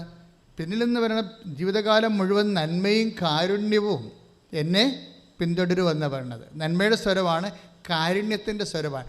കാരുണ്യത്തിൻ്റെ സ്വരമാണെന്ന് പറയുമ്പോൾ എൻ്റെ അർത്ഥം എന്താണെന്ന് അറിയാമോ? മെറിറ്റ് അവിടെ വെച്ച് പോവുകയാണ്. നിൻ്റെ മെറിറ്റിലല്ല അത് വർക്ക് ചെയ്യണത്, യോഗ്യതയാലല്ല. കാരുണ്യം വരുന്ന യോഗ്യതയാലല്ലോ, യോഗ്യതയല്ല. കാര്യം ബൈബിൾ എപ്പോഴും വർക്കൗട്ട് ചെയ്യണത് നന്നായിട്ട് വർക്ക് ചെയ്യും. ഇപ്പോൾ ചന്ദ്രനെ എപ്പോഴും കാണാൻ പറ്റണത് എപ്പോഴാണ്? ചന്ദ്രനെ എപ്പോഴും കാണാൻ പറ്റണത് എപ്പോഴാണ്? സൂര്യൻ അസ്തമിക്കുമ്പോഴല്ലേ, ഇല്ലേ? അതാണ് സംഭവം. ചന്ദ്രൻ അവിടെ ഇല്ലാഞ്ഞിട്ടൊന്നും അല്ലല്ലോ. സൂര്യൻ അസ്തമിക്കുമ്പോൾ ഈ കക്ഷിയെ കാണാൻ പറ്റുന്ന പരുവത്തിലാകുകയാണ്. അപ്പം മെരിട്ട് പോകുമ്പോഴാണ്, അതായത് ആ കാഴ്ചയുടെ മെരിട്ടെന്ന് പറയണത് വെയിൽ കുറയുകയോ സൂര്യൻ അസ്തമിക്കുമ്പോൾ ഇരുട്ട് വരുമ്പോൾ ചന്ദ്രനെ കാണാൻ പറ്റും. ഇതുപോലെ ദൈവത്തിൻ്റെ ഇടപെടൽ നമുക്ക് വരണത് മെരിട്ട് പോകുമ്പോൾ നിങ്ങൾ ശ്രദ്ധിക്കുക. പിന്നെ ഗ്രേസിൻ്റെ കാലമായെന്ന് പിടിയാവും. ബൈബിൾ വർക്ക് ചെയ്യണ 2 ഫോർമാറ്റിലാണ്. പക്ഷേ അത് ബൈബിള് എംഫസിസ് ചെയ്യണത് ഗ്രേസിലാണ്. അതുകൊണ്ടാണ് ഉടമ്പടിയിൽ not by merit but by grace എന്ന് പറഞ്ഞത്. എല്ലാ ധ്യാനത്തിലും ഞാനത് പറയും. അതിൻ്റെ കാര്യം ഇതിലാണിത് വർക്ക് ചെയ്യണത്. Ephesians 2:8 വർക്ക് ചെയ്യണത്. എന്താണ്? നോട്ട് ബൈ മെറിറ്റ്, നിങ്ങളുടെ യോഗ്യതയാലല്ല, ദൈവത്തിൻ്റെ കൃപ കൊണ്ടെന്ന്. അപ്പം നിങ്ങൾ എന്ത് ഭക്ഷിക്കും, എന്ത് പാനം ചെയ്യും, എന്ത് ധരിക്കും എന്നൊക്കെ പറഞ്ഞ് അതെല്ലാം മെറിറ്റിൻ്റെ പ്രശ്നമാണ്. മറിച്ച് നിങ്ങളിതിനെ ഈ മെറിറ്റിൻ്റെ വിഷയങ്ങളെ ഗ്രേസിൻ്റെ വിഷയങ്ങളായിട്ട് ലോകൃതത്തിൽ കൺവേർഷൻ ചെയ്യണ പോലെയാണ്. അതായത് ഇതിനകത്ത് മെറിറ്റിൻ്റെ വിഷയങ്ങളെ ഗ്രേസിൻ്റെ വിഷയമായിട്ട് നമ്മൾ ഉടമ്പടിയിൽ കൺവേർട്ട് ചെയ്യണം. എന്ന് വെച്ച് കഴിഞ്ഞാൽ മെറിറ്റിൻ്റെ വിഷയത്തെ യോഗ്യത മൂലം കിട്ടാവുന്ന കാര്യങ്ങൾ അത്. പക്ഷേ ഒരു സമയം കഴിയുമ്പോൾ യോഗ്യത പമ്മണത് കാണാം, കയറത്തില്ല. ചില കയറ്റം വണ്ടി കയറത്തില്ലല്ലോ. ഇപ്പം ജീപ്പൊക്കെ ചിലയിടത്ത് പോകത്തില്ലല്ലോ, ഇല്ലേ? നിങ്ങൾ എന്തുകൊണ്ട് ഹൈ റേഞ്ചിൽ ജീപ്പ് പോയിക്കണേ? ചിലയിടത്ത് കാറ് കയറാത്ത കൊണ്ടാണ്. ഇപ്പോഴത്തെ കാറൊക്കെ കയറും, പുതിയ കാറൊക്കെല്ലാം കയറുന്നുണ്ട്, പ്രശ്നമൊന്നുമില്ല. പക്ഷേ ജീപ്പ്, അതുപോലെ തന്നെ ചില മൗണ്ടനറിങ്ങും പോകുന്ന കുഞ്ഞു വാഹനങ്ങളുണ്ട്. കാര്യം മേലോട്ട് പോയാൽ താഴേക്ക് വരാത്ത രീതിയിൽ കടിച്ച് കയറിപ്പോണ സംഭവം. ഇതുപോലെ ഒരു വിഷയമാണത്. അതായത് നമ്മളുടെ മെറിറ്റ് തീർന്നാൽ പിന്നെ ഈ സംഭവം മുന്നോട്ട് പോകണ ഗ്രേസിലേ പോകത്തുള്ളൂ. ചില ആൾക്കാർ അറ്റം വരെ വിശ്വസിക്കും. മരിക്കുമെന്ന് കണ്ടാലും അറിയിക്കാണ്ടവരൊക്കെ അറിയിക്കാൻ പറഞ്ഞാലും ചില ആൾക്കാർ അറിയിക്കാൻ വെച്ചുകൊണ്ടിരിക്കും. എന്താ കാര്യം? കർത്താവ് ഒരു തീരുമാനം പറയും. അതാണ് സംഭവം. ഡോക്ടർമാർക്കറിയാമല്ല, അവർ സയൻറ്റിഫിക്കായിട്ടല്ല കാര്യങ്ങൾ ചെയ്യണത്. ഈ വിശ്വാസത്തിൻ്റെ വിഷയം എന്ന് പറയുന്നത് സയൻസിൻ്റെ മുകളിലുള്ള വിഷയമാണ്. അതായത് പറഞ്ഞ മെറ്റാഫിസിക്സ് അല്ലേ ഇത്. വിശ്വാസത്തിൻ്റെ വിഷയം ഫിസിക്സ് അല്ലല്ല, അല്ലെങ്കിൽ അനാട്ടമി അല്ല. അതിന് ആ അനാട്ടമി ഉണ്ടാക്കിയ ആളിൻ്റെ കുറിച്ചുള്ള അറിവുകളാണ് വിശ്വാസത്തിലുള്ളത്. അനാട്ടമി സെറ്റ് ചെയ്തിരിക്കുന്ന ആളില്ലേ, ആ ആൾ അതുണ്ടാക്കിയ ആ ആളിൻ്റെ അറിവിനെക്കുറിച്ചാണ് വിശ്വാസം സംസാരിക്കുന്നത്. അതുകൊണ്ട് ആ ആളുമായിട്ട് നമ്മൾക്ക് കോണ്ടാക്റ്റ് ചെയ്യാനും കമ്മ്യൂണിക്കേറ്റ് ചെയ്യാനും ബൈബിളിൽ ഒത്തിരിയേറെ ഫോർമുല ഉണ്ട്. അതിലൊന്നാണ് ഉടമ്പടിയിലുള്ള formula. Not by merit but by grace. നിൻ്റെ യോഗ്യത കൊണ്ടല്ല, ദൈവത്തിൻ്റെ കൃപ കൊണ്ടാണെന്ന്. നിൻ്റെ യോഗ്യത കൊണ്ടല്ല, ദൈവത്തിൻ്റെ കൃപ കൊണ്ടാണ്. ഒന്ന് പറഞ്ഞാൽ, നിന്റെ യോഗ്യത കൊണ്ടല്ല, ദൈവത്തിൻ്റെ കൃപ കൊണ്ട്. ശ്രുതികട്ടെ. നമ്മൾ പറയണത് എന്താ വെച്ച് കഴിഞ്ഞാൽ, ചില സമയത്ത് ഈ അനാട്ടമി സൃഷ്ടിച്ച ആൾ, അല്ലെങ്കിൽ നമ്മുടെ മെയിൻ്റെ സ്ട്രക്ചർ, വികാരമണ്ഡലങ്ങളെല്ലാം നിർമ്മിച്ച ആൾ, ആ ആൾ അതിൻ്റെ ഒരു നോഹവും ജ്ഞാനസൂത്രങ്ങൾ, അത് കേടുപാടുകൾ എങ്ങനെ പോക്കണം, അതിനൊരു കേടുപാടുകൾ വന്നാൽ, ആ നിർമ്മിച്ച വസ്തുവിൻ്റെ കേടുപാടുകൾ വന്നാൽ എങ്ങനെ പോക്കണം എന്നതിനെക്കുറിച്ച് സാധാരണ ഫിസിക്കൽ സയൻസിൽ ഇല്ലാത്ത കുറേ ഫോർമുല കർത്താവിൻ്റെ വചനത്തിലുണ്ട്. കഴിഞ്ഞ ദിവസം ഒരു സാക്ഷ്യം ഉണ്ടായി. അവരുടെ പേര് ലില്ലിക്കുട്ടിയാണ്, കൊല്ലം ലില്ലിക്കുട്ടി. നല്ല സാക്ഷ്യമാണ്. എന്നുവെച്ചാൽ അവരുടെ പ്രശ്നം വെച്ച് കഴിഞ്ഞാൽ അവരുടെ ബ്രദറും കൂടി ഡൽഹിയിൽ താമസിക്കുകയാണ്. കൊല്ലത്തുകാരത്തിയാണ്, ഡൽഹി താമസിക്കുക. അപ്പോൾ ആങ്ങളയ്ക്ക് നൈറ്റ് ഡ്യൂട്ടിയാണ്. അപ്പോൾ അവർ നൈറ്റ് ഡ്യൂട്ടിക്ക് പോകും. അപ്പോൾ ഈ പെങ്ങൾ ഒറ്റക്കാ മുറിയിൽ. അപ്പോൾ അവൾക്ക് പേടിയാണ്. അപ്പോൾ എന്ത് ചെയ്യും, അവൾ ഒരു കൂട്ടുകാരത്തി ആ ഫ്ലാറ്റിലുണ്ട്, അവരുടെ കൂടെ പോയി രാത്രി ഉറങ്ങും. ഒരു ദിവസം ഉറങ്ങാൻ കിടന്നപ്പോൾ പെട്ടെന്ന് ഇവൾ ഞെട്ടി വിറച്ച്, പിന്നെ ബോധം പോയി, പിന്നെ പിച്ചുമ്പയും പറയാൻ തുടങ്ങി, പിന്നെ സൈക്കാട്രിയുടെ എല്ലാ ലക്ഷണവും, സൈക്കോയുടെ എല്ലാ ലക്ഷണവും കാണിക്കാൻ തുടങ്ങി. അവരെ പിന്നെ സൈക്കാട്രി കൊണ്ടുപോയി. അവർ പിന്നെ അതിൽ മെഡിസിൻ എടുക്കാൻ തുടങ്ങി. മെഡിസിൻ എടുക്കണതൊക്കെയാണ് സൈക്കാട്രി. ഈ ലേഡി മെഡിസിൻ എടുക്കണത് ഇപ്പം 26 കൊല്ലമായി മെഡിസിൻ എടുക്കുകയാണ്. See not the point. That means ഇവിടെ സൈക്കാട്രിക്ക് ഒന്നും ചെയ്യാനില്ല. കണ്ടല്ലേ, ഇവിടെ ഒന്നും ചെയ്യാനില്ല. 26 കൊല്ലമായിട്ട് അവർ മെഡിസിൻ എടുക്കുകയാണ്. അവർ ലൈഫ് പോയി. ഈ 26 കൊല്ലമായിട്ട് പ്രഖ്യാപിത വട്ടായിട്ട് ജീവിക്കുന്നൊരു മനുഷ്യനാണ്. ചിലർ പറയും പിശാച് ബാധിക്കുക, ചിലർ പറയും വട്ടാണെന്ന് പറയും, ചിലർ മെഡിസിൻ എടുക്കുന്നുണ്ട്. ഇങ്ങനെ ഒരാൾ പോവുകയാണ്. കാണുന്നവർക്ക് സഹതാപമല്ലാതെ വേറെ എന്താ ഉണ്ടാകണം, ഒന്നും ഉണ്ടാകത്തില്ല. പക്ഷേ ഇവർ ഉടമ്പടി ചെയ്യുമ്പോൾ സംഭവിക്കണം, നിങ്ങൾ ശ്രദ്ധിക്കണം. 26 കൊല്ലം മരുന്ന് കഴിക്കുകയാണ്. മരുന്ന് കഴിച്ചിട്ട് കഴിഞ്ഞ 5 കൊല്ലമായിട്ട് മരുന്ന് ഏൽക്കണില്ല, ടാബ്ലറ്റ്സ് ഒന്നും ഏൽക്കണില്ല. അതിന് പകരം ഇവർ ഇഞ്ചക്റ്റ് ചെയ്തുകൊണ്ടിരിക്കുകയാണ്, മരുന്ന് ഇഞ്ചക്റ്റ് ചെയ്തുകൊണ്ടിരിക്കുകയാണ്. അപ്പോൾ ഇവർക്ക് ഉടമ്പടി എടുക്കുമ്പോൾ സംഭവിക്കുന്ന വിഷയം സാധനം ഇതാണ്. 2 മേഖലയാണെന്ന് അച്ഛൻ പറയണത്. ഫിസിക്സും മെറ്റാഫിസിക്സും 2 മേഖലയാണ്, ലോജിക്കും ഫെയ്ത്തും 2 മേഖലയാണെന്ന് പറഞ്ഞ കാര്യം. ലോജിക്ക് യുക്തി പരാജയപ്പെടുന്നിടത്ത് വെച്ച് വിശ്വാസം ജയിക്കും. പക്ഷേ വിശ്വാസം ജയിക്കണമെങ്കിൽ നമ്മൾ ഗ്രേസ് ഫീൽഡിലായിരിക്കണം. വെറുതെ വിശ്വാസം ജയിക്കത്തില്ല. We must be in the field of grace. ഉടമ്പടിയുടെ ഒരു ദൗത്യം എന്ന് പറയുന്നത് നിങ്ങളെ ഗ്രേസ് ഫീൽഡ് നിങ്ങൾക്ക് ഒരു ഗ്രേസ് ഫീൽഡ് അത് ഫോം ചെയ്യുന്നു എന്നുള്ളതാണ്.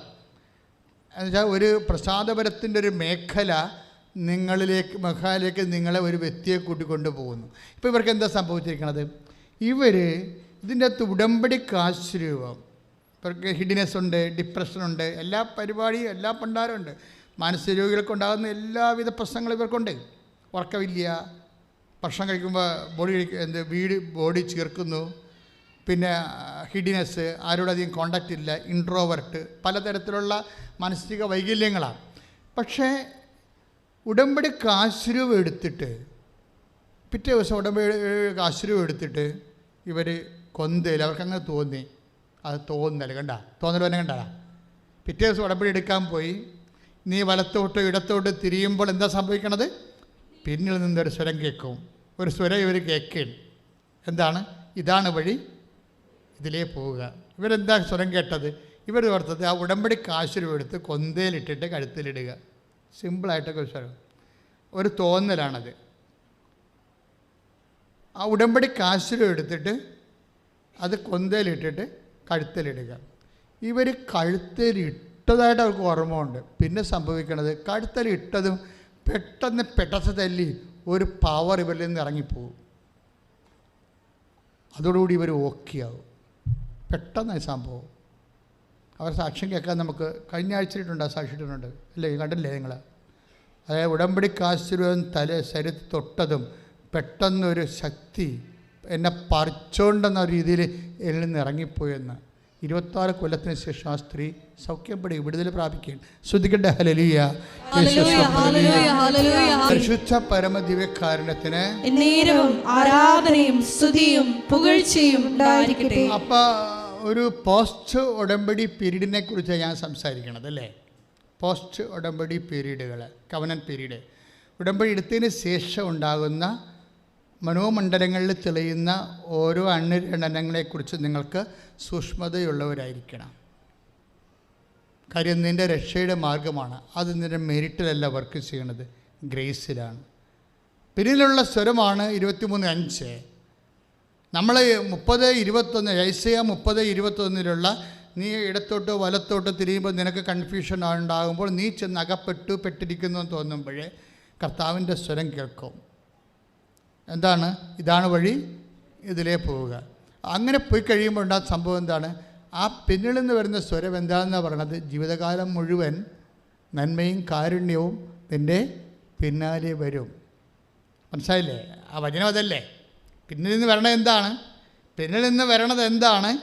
നന്മയും കാരുണ്യമാണ്. ഇടയന്മാരുടെ പട്ടികളെക്കുറിച്ചാണ് ഈ പറയണത്. ഇടയന്മാർക്ക് 2 വേട്ടനായ്ക്കളുണ്ടാവുമല്ലോ. ഇടയന്മാർ മുമ്പേ പോകുമ്പോൾ ആടുകൾ പുറകെ നിൽക്കുന്നു. ആടുകൾക്ക് പുറകിൽ 2 വേട്ടനായ്ക്കളുണ്ടാവും. ഈ വേട്ടനായ്ക്കളെക്കുറിച്ചാണ് സങ്കീർത്തകൻ പറയുന്നത്. വേട്ടനായ്ക്കളെന്ന് പറയുമ്പോൾ നമ്മൾ സാധാരണ ട്രെയിൻഡ് ഡോഗ്സാണ് അവരെ പുലി, കടുവ, അങ്ങനെ ചെന്നായി ഇതുപോലെയുള്ള ആടിനെ ആക്രമിക്കാൻ വരുന്ന സാധനങ്ങളെ ട്രേസ് ഔട്ട് ചെയ്യാൻ വേണ്ടിയാണ് വേട്ടനായ്ക്കളുള്ളത്. വേട്ടനായ്ക്കളുടെ പ്രത്യേകത, ഇവർ പിന്നിൽ നിന്നാണ് നിൽക്കുന്നത്. നടക്കുമ്പോൾ അപകടമില്ലാത്ത കാലത്ത് ഇവർ പിന്നിൽ നിൽക്കും. ഇടയെ മുമ്പേ നടക്കും, ആടുകൾ അതിൻ്റെ പുറകെ 2 വേട്ടനായ്ക്കൾ. അതാണ് ബൈബിളിൽ നന്മയും കാരുണ്യവും എന്ന് പറയുന്നത്. ഒരു വേട്ടനായ്ക്ക് നന്മയെന്നാണ് ദാവീദ് പേരിട്ടിരിക്കുന്നത്. അടുത്ത വേട്ടനായ്ക്ക് കാരുണ്യമെന്നാണ് വിളിക്കുന്നത്. പക്ഷേ ഈ വേട്ടനായുടെ പ്രശ്നം എന്ന് വെച്ച് കഴിഞ്ഞാൽ ഇവൻ ഇടയ്ക്ക് പ്രശ്നങ്ങൾ, നമുക്ക് ചുറ്റും പ്രശ്നങ്ങൾ കൂടുകയാണ്. കടുവയുടെ മണം കേൾക്കുക, അല്ലെങ്കിൽ സിംഹത്തിൻ്റെ മുരളിച്ച കേൾക്കുക, അല്ലെങ്കിൽ ചെന്നായുടെ നിഴലോടുക, അങ്ങനെ കാണുമ്പോഴേ വേട്ടനായ്ക്കൾ ഒരു പരിപാടി ചെയ്യും. എന്താണ്? ഈ ഇടത്ത് നിൽക്കുന്നവൻ, അതായത് വലത്ത് നിൽക്കുന്ന വലത്തോട്ട് പോയിട്ട് കറങ്ങി തിരിഞ്ഞ് വരും. ഇവിടെ ഈ ഇടത്ത് നിൽക്കുന്നവൻ ഇടത്തോട്ട് പോയിട്ട് കറങ്ങി തിരിഞ്ഞ് വരും. എന്ന് വെച്ചാൽ ഇതിങ്ങനെ 2 നായ്ക്കൾ കൂടി ഈ ആടിന് ചുറ്റും ഇങ്ങനെ ആൻറ്റി ക്ലോക്ക് വൈസിലും മൂവ് ഇതിനെ പ്രൊട്ടക്റ്റ് ചെയ്തുകൊണ്ടിരിക്കും. ദാറ്റ് മീൻസ് ഇസ് സംരക്ഷണമെന്നാണ്. സംരക്ഷണമാണിത് വിഷയം. നമ്മൾ ജീവിതകാലം മുഴുവൻ നന്മയും കാരുണ്യവും നമ്മളെ പിന്തുടരുമെന്ന് പറഞ്ഞാൽ ബേസിക്കായിട്ട് ഇതൊരു പ്രൊട്ടക്ഷനാണ്. ഇവിടെ നടക്കുന്ന സംഭവങ്ങളെല്ലാം എന്താണ്? പ്രൊട്ടക്ഷൻ പോണതല്ലേ? വെട്ടനായ്ക്കൾ ചത്തുപോണതാണല്ലോ ഇവിടുത്തെ പ്രശ്നം. നിങ്ങൾ ലവ് ജിഹാദ് വന്ന് നിങ്ങളെ സ്നേഹിച്ച് പരിപാലിച്ച് വളർന്ന് കൊണ്ടുവന്ന ബെമ്മകൾ ഒരു സുപ്രഭാതത്തിൽ ഒരു മയം നോക്കി കാണുമ്പോൾ അവൻ്റെ കൂടെ ഇതിൻ്റെ പ്രമാണം അടിച്ചുകൊണ്ട് പോണത് എന്താ സാധനം? You lost your protection. Why you lost your protection? That's my question. എങ്ങനെയാണ് നിൽക്കുന്നത്? ഇവിടുത്തെ പ്രോബ്ലം എന്താണ്? ഞങ്ങൾ നിങ്ങളോട് കുടുംബ പ്രാർത്ഥന വേണം, കുഞ്ഞുങ്ങളെ കാറ്റഗിസം പഠിപ്പിക്കണം, മാതാപിതാക്കന്മാർ ദുർമാതൃകയല്ലാതെ നല്ല ജീവിതമാതൃക കൊടുക്കണമെന്ന് പറയുമ്പോഴേ ഞങ്ങളെന്താ നിങ്ങളോട് പറയണത്? അങ്ങനെ നിങ്ങൾ കാണിക്കുന്നതുകൊണ്ട് വല്ല ആനക്കാര്യമാണെന്നല്ല പറയണത്. നിങ്ങൾ ഒരു സംരക്ഷണം മതിൽ തീർക്കുകയാണ് നിങ്ങൾക്ക് മക്കൾക്ക് ചുറ്റും. സംരക്ഷണം മതിൽ തീർക്കുകയാണ്. കാര്യം ഈ വെട്ടനായ്ക്കളെന്ന് പറയുന്ന നന്മയും കാരുണ്യവും എന്ന് പറയണത് ഈ ആടുകൾക്ക് ചുറ്റും ഇടയിനെയും കവർ ചെയ്തുകൊണ്ട് ഇടത്തും വലത്തും ക്ലോക്ക് ബേസിലും ആൻറ്റി ക്ലോക്ക് ബേസിലും ഇങ്ങനെ കറങ്ങി സംരക്ഷിക്കുന്ന സംഭവമാണ്. അതായത് നിൻ്റെ സ്ഥാവരജംഗം വസ്തുക്കൾക്കും നിൻ്റെ ആധ്യാത്മിക മേഖലകൾക്കും ദൈവം അനാദികാലം മുതലേ ദൈവം നിശ്ചയിച്ചിരിക്കുന്നത് സംരക്ഷണമാണ്. You must be protected at any cost. എന്ത് വില കൊടുത്തുകൊണ്ടും എൻ്റെ ജനം സംരക്ഷിക്കപ്പെടണം എന്നുള്ള ദൈവപിതാവിൻ്റെ മനസ്സിൻ്റെ അവസാനത്തെ വാക്കാണ് യേശു ക്രിസ്തു. കൈയിടിച്ച് ഉടമ്പടി ചെയ്യുമ്പോൾ മോസസിനോട് പറഞ്ഞിട്ടുള്ള, അതായത് ഉടമ്പടിയിൽ ദൈവം നൽകുന്ന വാഗ്ദാനങ്ങളെല്ലാം ടൈം ആൻഡ് സ്പേസിനെ അതിജീവിക്കുന്നതാണ്. പറഞ്ഞ മനസ്സിലായല്ലോ? അത് ഒരു പ്രത്യേക കാലഘട്ടത്തേക്ക് വേണ്ടിയുള്ളതല്ല. ഉടമ്പടി ദൈവം തന്ന വാഗ്ദാന വചനങ്ങളില്ലേ, അത് ഒരു കാലഘട്ടത്തേക്ക് വേണ്ടിയുള്ളതല്ല. എന്താ കാര്യമാണത്? എന്താ പറയാൻ കാര്യം?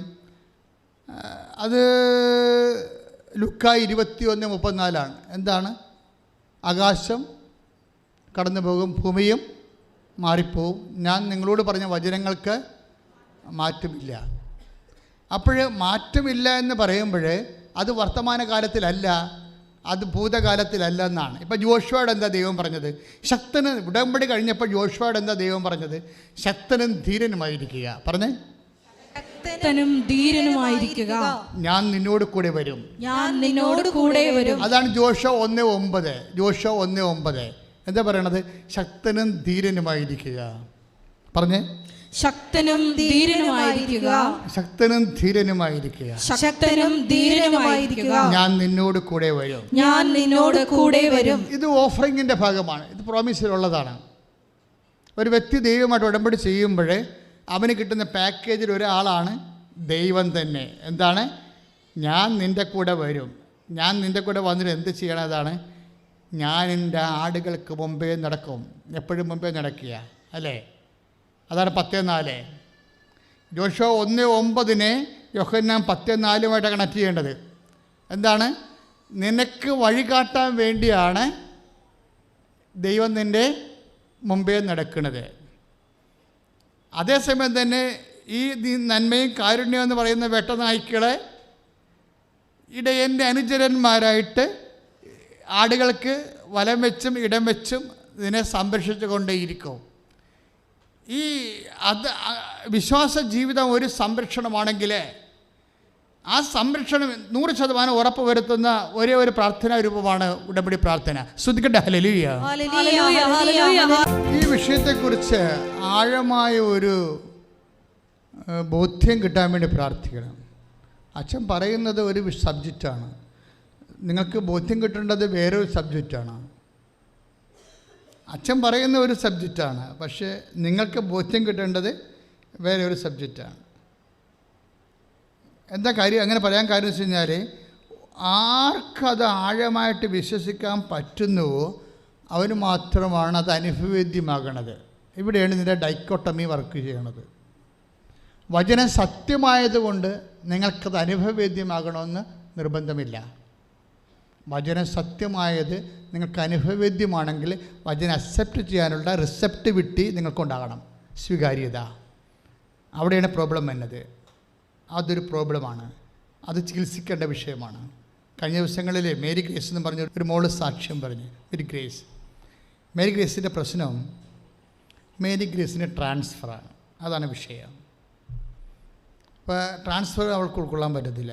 കാര്യം ഇപ്പം തന്നെ അവളുടെ സ്ഥിരപ്പെടുത്താത്ത കുറേ വർഷങ്ങൾ അവൾ ജോലി ചെയ്താണ്. 5 പൈസ വാങ്ങിക്കാതെ കയ്യിൽ നിന്ന് ശമ്പളം കയ്യിൽ നിന്ന് കാശുണ്ടാക്കി കടം മേടിച്ചൊക്കെ ബസ്സിൽ പോയി ജോലി എടുക്കണ, വളരെ അകലെ ആലപ്പുഴയിൽ നിന്ന് കൊച്ചി വരെ പോയി ജോലി എടുത്ത, വർഷങ്ങളായിട്ട് ജോലി എടുത്ത, 5 പൈസ കഴിഞ്ഞിട്ട് ശമ്പളം ഇല്ല. അങ്ങനെ ഇപ്പോഴെന്താ ശമ്പളം ഇല്ലാത്തത് തന്നെയല്ല പ്രശ്നം. അതിന് വായ്പ വാങ്ങിച്ചൊക്കെയാണ് പോയി ബസ്സിന് പോയി ജോലി, ടീച്ചറായിട്ട് ജോലി നോക്കി വരുന്നത്. അങ്ങനെ 4 കൊല്ലമായി. ഇപ്പം എന്നാ പറ്റിയിരിക്കണത്? അവർക്ക് ട്രിവാൻഡ്രത്തേക്ക് ട്രാൻസ്ഫറായി. അപ്പോഴും ശമ്പളമില്ല, ട്രാൻസ്ഫർ മാത്രം. അപ്പോഴവർ ഇതെന്താണ്, ജോലി കളയാനും പറ്റത്തില്ല, പക്ഷേ ജോലിക്ക് പോകാനും പറ്റത്തില്ല. ഇതാണല്ലോ നമ്മുടെ പ്രശ്നം. ജോലി കളയാനും പറ്റത്തില്ല, കളഞ്ഞാൽ പിന്നെ മേലോട്ട് നോക്കി ഇരിക്കാനേ പറ്റത്തുള്ളൂ. ജോലിക്ക് പോകാനും പറ്റത്തില്ല. എന്താണ്? വണ്ടിക്കാശ് പോലും ഇല്ല. ട്രിവാൻഡ്രത്ത് ദിവസം പോയി വരണേ. ഒരു പൊടി കുഞ്ഞുണ്ട്, അതാണ് പ്രശ്നം. പ്രായമായ മാതാപിതാക്കന്മാരുണ്ട്, അതാണ് അവളുടെ പ്രോബ്ലം. അല്ല, മനഃപൂർവ്വം പോകാതിരിക്കുകയില്ലേ. ഒരു പൊടിക്കുഞ്ഞുണ്ട്, നിങ്ങൾക്ക് പറഞ്ഞാൽ മനസ്സാവില്ല. പൊടിക്കുഞ്ഞിട്ടോ നമുക്കൊന്നും ചെയ്യാൻ പറ്റത്തില്ല, പ്രത്യേകിച്ച് ഇക്കാലങ്ങളിൽ. പിന്നെന്താ, പ്രായമായ മാതാപിതാക്കന്മാരുണ്ട്. അപ്പോൾ എന്ത് ചെയ്യും? ആരുണ്ട് ആശ്രയം? ആരുമില്ല ആശ്രയം, അമ്മ മാത്രം ആശ്രയം. ഞാൻ അപ്പോഴാണ് ഓർത്തത്, എൻ്റെ അമ്മേ എൻ്റെ ആശ്രയമേ എന്ന് പെണ്ണാടപുണ്യാളെ ഇടയ്ക്ക് വിളിക്കുമായിരുന്നു. ദീർഘനിശ്വാസം പോലെ, എൻ്റെ അമ്മേ എൻ്റെ ആശ്രയമേ, എൻ്റെ അമ്മേ എൻ്റെ ആശ്രയമേ എന്ന് വിളിച്ചാൽ ആ വിളി കൃത്യമായിട്ട് വർക്കൗട്ട് ചെയ്യുന്നതിന് പ്രാർത്ഥനാരൂപങ്ങൾക്ക് കഴിവില്ല. വിളിക്കാവുന്നേ ഉള്ളൂ. എത്ര പേര് വിളിക്കണം? അതാണ് പ്രശ്നം. എന്ത് ബേസിൽ നീ വിളിക്കണേ? നിൻ്റെ അതിൻ്റെ തൊള്ള ഇൻവെസ്റ്റ്മെൻറ്റ് എന്താണ്? നീ ദൈവത്തെ വിളിക്കുന്നോ? ആ ദൈവം ആ വിളി കേൾക്കണമെന്നുള്ളതിൻ്റെ what is your investment? Nothing. അവിടെയാണ് പ്രോബ്ലം വരുന്നത്. ഒരു പ്രാർത്ഥനയെ എൻജിനീയറിങ് ചെയ്ത് നോക്കണം ഓരോ കാര്യം. അതായത് നീ ഇപ്പോൾ എൻ്റെ അമ്മ എൻ്റെ ആശ്രയമേ അല്ലെങ്കിൽ, പക്ഷേ ദാറ്റ്സ് ഓക്കെ. പക്ഷേ ആ പ്രാർത്ഥന വർക്കൗട്ട് ചെയ്യണമെങ്കിൽ എന്താണ് നിൻ്റെ ഇൻവെസ്റ്റ്മെൻറ്റ് അവിടെ? ഇപ്പം not by merit but by grace എന്ന് പറയുന്ന ആ ഗ്രേസ് തന്നെ ഉണ്ടാകണമെങ്കിൽ ഇപ്പം നിൻ്റെ യോഗ്യതയല്ല, ദൈവത്തിൻ്റെ കൃപ കൊണ്ടെന്ന് പറയും. പക്ഷെ ദൈവത്തിൻ്റെ കൃപ നിന്നോട് കാണിക്കണമെന്ന് എന്താണ് നിർബന്ധം? ഇല്ലേ? എഫെസ്യസ് 2:8 എന്താണ്? ഒരു പ്രാർത്ഥന വർക്കൗട്ട് ചെയ്യുന്ന ഗ്രൗണ്ട് എന്താണ്? നിൻ്റെ യോഗ്യതയാലല്ല, ദൈവത്തിൻ്റെ കൃപ കൊണ്ട്. ഓക്കെ, ക്ലിയർ അല്ലേ? ദൈവത്തിൻ്റെ കൃപ കൊണ്ട് മെറിറ്റിലില്ലാത്ത വിഷയങ്ങൾ, യോഗ്യതയില്ലാത്ത വിഷയങ്ങൾ നമുക്ക് ഗ്രേസ് വർക്കൗട്ട് ചെയ്യുമല്ലോ. പക്ഷേ ഗ്രേസിന് വർക്കൗട്ട് ചെയ്യണമെങ്കിൽ വാട്ട് ഈസ് യുവർ ഇൻവെസ്റ്റ്മെൻറ്റ്? നിൻ്റെ ആ ഗ്രേസ് വർക്കൗട്ട് ചെയ്യണമെങ്കിൽ നിനക്ക് അതിൻ്റെ അകത്ത് ഇൻവെസ്റ്റ്മെൻറ്റ് എന്താ? എന്തെങ്കിലും ഇൻവെസ്റ്റ്മെൻറ്റ് ഇല്ല, ഒന്നും വർക്കൗട്ട് ചെയ്തില്ലല്ലോ. ഇല്ലേ, ഞാൻ സംസാരിക്കുന്നു, നിങ്ങൾ സ്വരത്തിൽ കേൾക്കുന്നു, എന്താ കാര്യം? ഒരു ആംപ്ലിഫയർ ഇരിപ്പുണ്ട് അവിടെ, അതുകൊണ്ടാണ് അല്ലേ? എന്തെങ്കിലും സംഭവം നടക്കണമെങ്കിൽ അതിൻ്റേതായിട്ടുള്ള പെക്കൂലിയർ കറസ്പോണ്ടിങ് ഫോർമാറ്റുകൾ ഉണ്ടാകണം. ഗ്രേസ് വർക്കൗട്ട് ചെയ്യണം. അതിന് നിൻ്റെക്ക് അനുകൂലമായി നിൻ്റെ ഗ്രേസ് വർക്കൗട്ട് ചെയ്യുന്ന സാഹചര്യം എന്താണ്? അത് നിങ്ങൾ ഉടമ്പടിയിൽ അന്വേഷിക്കണം. ഉടമ്പടി എങ്ങനെയാണ് വർക്കൗട്ട് ചെയ്യണതെന്ന് നോക്കണം. എങ്ങനെയാണ് അത് ലിങ്കിൻ്റെ ആകണത്? ഇപ്പോൾ ബൈക്ക് നമ്മൾ സ്റ്റാർട്ട് ചെയ്യുന്നു, ആദ്യം ബാറ്ററി കൊണ്ടാണ് അത് കത്തിക്കണത് അല്ലേ? അല്ല, പെട്രോൾ കൊണ്ടല്ലല്ലോ കത്തിക്കണ ബൈക്ക്, അല്ല, ബാറ്ററി കൊണ്ടാണ് കത്തിക്കണേ. അതുപോലെ അത് സ്റ്റാർട്ട് ചെയ്യണത്, പിന്നെയാണ് പെട്രോൾ അവസാനം ഓടണത്. ഉടമ്പടി എങ്ങനെ ലിങ്ക് ചെയ്യണത്? അതിനെങ്ങനെയാണ് നമ്മൾ കത്തിക്കണത്? അതിന് നമ്മൾ ചെയ്യണത്, ഈ ഗ്രേസ് നമുക്ക് ലഭിക്കാൻ, കൃപ നമുക്ക് ലഭിക്കാൻ കുറഞ്ഞ പക്ഷം ഒരു നിലവാരമുള്ള വിശ്വാസം കീപ്പ് ചെയ്യണം. പിടികിടിയ? ഇപ്പം മേരി ഗ്രേസ് തുമ്പോടി അവരുടെ സാക്ഷ്യം അതാണ്. അവർ അവസാന നിമിഷം വരെ അവരെ ഉടമ്പടി ചെയ്തു, അമ്മേ എനിക്ക് ട്രിവാൻഡ്രത്ത് പോകാൻ പറ്റത്തില്ല, കാര്യം എൻ്റെ പ്രായമായ മാതാപിതാക്കന്മാരും എൻ്റെ കയ്യിരിക്കുന്ന ചോരക്കുഞ്ഞിനെ കൊണ്ട് ഞാൻ എന്ത് ചെയ്യാനാണ്, എനിക്ക് ട്രാൻസ്ഫർ ചേഞ്ച് ചെയ്ത് തരണമെന്ന് പറഞ്ഞു. കാര്യം അവരെ സംബന്ധിച്ചിടത്തോളം ലക്ഷങ്ങൾ കൊടുത്ത് കയറാൻ വേണ്ടി വേറെ ആൾക്കാർ നിൽക്കണേ. ഇവളാൾക്കാണെങ്കിൽ ലക്ഷം കൊടുക്കാനോ 1000 കൊടുക്കാനോ ഒന്നും ഇല്ല. ഇവളുടെ കയ്യിൽ മെറിറ്റില്ല. അതാണ് അതെല്ലാം മെറിറ്റ്. പണമെല്ലാം മെറിറ്റിൻ്റെ സ്ഥാനത്ത് വരുന്നതാണ്. പണം മെറിറ്റിൻ്റെ സ്ഥാനത്ത് വരുന്നതാണ്. അതില്ലല്ലോ. പിന്നെ ഗ്രേസേ വർക്ക് ചെയ്യത്തുള്ളൂ. കൃപയെ നിങ്ങൾ ശ്രദ്ധിക്കണം. അതായത് സാധാരണ ഒരു വിഷയം, നിങ്ങളുടെ ജോലി, വീട്, വിവാഹം, വഴി കിട്ടുക, അല്ലെങ്കിൽ നിങ്ങളുടെ PR, അല്ലെങ്കിൽ നിങ്ങളുടെ ട്രാൻസ്ഫർ, അത് നിങ്ങളുടെ പരീക്ഷ, അല്ലെങ്കിൽ നിങ്ങളുടെ ഇതുപോലുള്ള എല്ലാവിധ ഫിസിക്കാലിറ്റിയിലെ മെയിൻ്റനൻസ് വരുന്ന physical favours of called the blessings. അങ്ങനെ ദൈവാനുഗ്രഹം എന്ന് പറയണത്, ഇത് വർക്കൗട്ട് ചെയ്യണമെങ്കിൽ ഒന്ന് മെറിറ്റിൽ വർക്കൗട്ട് ചെയ്യും, നിങ്ങളുടെ യോഗ്യതയാലല്ലെങ്കിൽ പിന്നെ വർക്കൗട്ട് ചെയ്യണത് ഗ്രേസിലാണ്. പക്ഷേ ഗ്രേസ് എന്ന് പറയണത് നിങ്ങളുടെ കൃപ. ഈ കൃപയിൽ വർക്കൗട്ട് ചെയ്യാൻ കൃപ വേണ്ടേ? ഇല്ലേ? കൃപ വേണമല്ലോ. ഈ കൃപ ലഭിക്കാൻ നമ്മളുടെ ഭാഗത്ത് നിന്ന് ഇൻവെസ്റ്റ്മെൻറ്റ് വേണം, നിക്ഷേപം വേണം. ഈ കൃപ ലഭിക്കാൻ വേണ്ടിയുള്ള നിക്ഷേപത്തിൽ ഉടമ്പടി കുറേ അധികം എക്സർസൈസുകളുണ്ട്. ഉടമ്പടിയിൽ നിങ്ങളുടെ കൃപാ നിലവാരം വർദ്ധിപ്പിക്കാൻ വേണ്ടി ഈശോ പറഞ്ഞിട്ടുള്ള കുറേ കാര്യങ്ങളുണ്ട്. എന്താണ്? നിങ്ങൾ എന്നെ സ്നേഹിക്കുന്നവൻ, ബേസിക്കായിട്ട് എന്നെ സ്നേഹിക്കുന്നവൻ എൻ്റെ കൽപ്പന പാലിക്കും. എൻ്റെ കൽപ്പന എന്ന് പറയണതിൻ്റെ അകത്ത് കുറേ ഉണ്ട്. എന്തൊക്കെയാണ്? ഞാൻ രോഗിയായിരുന്നു, നിങ്ങൾ എന്നെ സന്ദർശിച്ചു. ഞാൻ കാരാഗ്രഹവാസിയായിരുന്നു, നിങ്ങൾ എന്നെ സന്ദർശിച്ചു. എനിക്ക് വിശന്നു, നിനക്ക് ഭക്ഷണം തന്നു. ഞാൻ നഗ്നനായിരുന്നു, നിങ്ങൾ എന്നെ ഉടുപ്പിച്ചു. സോ ഇതെല്ലാം ഗ്രേസ് ഫോർമേറ്റ് ചെയ്യാൻ വേണ്ടിയുള്ള എക്സർസൈസുകളാണ്. അപ്പോൾ നിങ്ങളെ പത്രമൊക്കെ വാങ്ങിച്ച് കൊടുക്കുമ്പോഴൊക്കെ ശ്രദ്ധിക്കണം എന്താണ് സംഭവിക്കണമെന്ന്. കാര്യം എന്താണ്?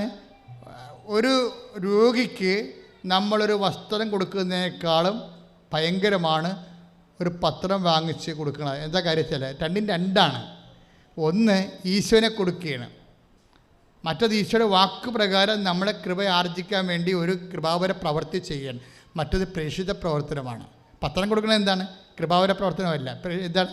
പ്രേക്ഷിത പ്രവർത്തനമാണ്. എന്താണ്? അത് വിശ്വാസം കൊടുക്കുകയാണ് ആൾക്കാർക്ക്. വസ്ത്രം കൊടുക്കുന്നതും വിശ്വാസം കൊടുക്കുന്നതും തമ്മിൽ, വിശ്വാസം കൊടുത്താൽ അവർക്ക് തന്നെത്താൻ വസ്ത്രം ഉണ്ടാക്കാൻ പറ്റും, വിശ്വാസം കൊടുത്തു കഴിഞ്ഞാൽ. ഇപ്പോൾ മേരി ഗ്രേസിൻ്റെ വിഷയം എന്താണ്? മേരി ഗ്രേസിന് വീണ്ടും വിളിപ്പിക്കും അവർ ഓഫീസിലോട്ട്. എന്നിട്ട് പറയും, മാഡം പ്രിൻസിപ്പൾ പറയും, നീ വേണ്ടത്തെ പോകണം, ലാസ്റ്റ് ഡേറ്റ് നാളെയാണെന്ന് പറയും. അപ്പോൾ ഇവൾ ചിന്തിച്ചില്ല, ഞാൻ ഉടമ്പടി എടുത്തിട്ടുണ്ടല്ലോ, അമ്മ ഇതിൻ്റെ ഇടപെട്ടില്ലായിരിക്കുമോ, ഞാൻ പോകേണ്ടി വരുമോ, പോയേക്കാം അല്ലേ, കഷ്ടപ്പാടായിരിക്കുമല്ലോ എന്നല്ല ചിന്തിച്ചത്. മറിച്ച് മേരി ഗ്രേസ് ചിന്തിച്ചത് എന്താണ്? നോ, ഇവരിപ്പോൾ ഇങ്ങനെ ഇരുന്നതിന് പറയുന്നില്ലേ ഞാൻ ട്രിവാൻഡ്രത്ത് പോകണമെന്ന്. അവസാനം ഇവരെന്നോട് പറയും, മാതാവ് ഇവരെ കൊണ്ട് പറയിപ്പിക്കും, നീ ട്രിവാൻഡ്രത്ത് പോകണ്ടെന്ന്. അതാണ് വിശ്വാസം എന്ന് പറയണത്. മനസ്സിലായേ? ഇവിടെയാണ് ചില ആൾക്കാർ ബാലി കയറാൻ മറിയെന്ന് പറഞ്ഞ ഇതാണ്. ഇപ്പം ഇവർ അവസാന നിമിഷം വരെ ആ വിഷയം മോശമായിട്ട് തന്നെയാണ് നീങ്ങണത്, ഇല്ലേ?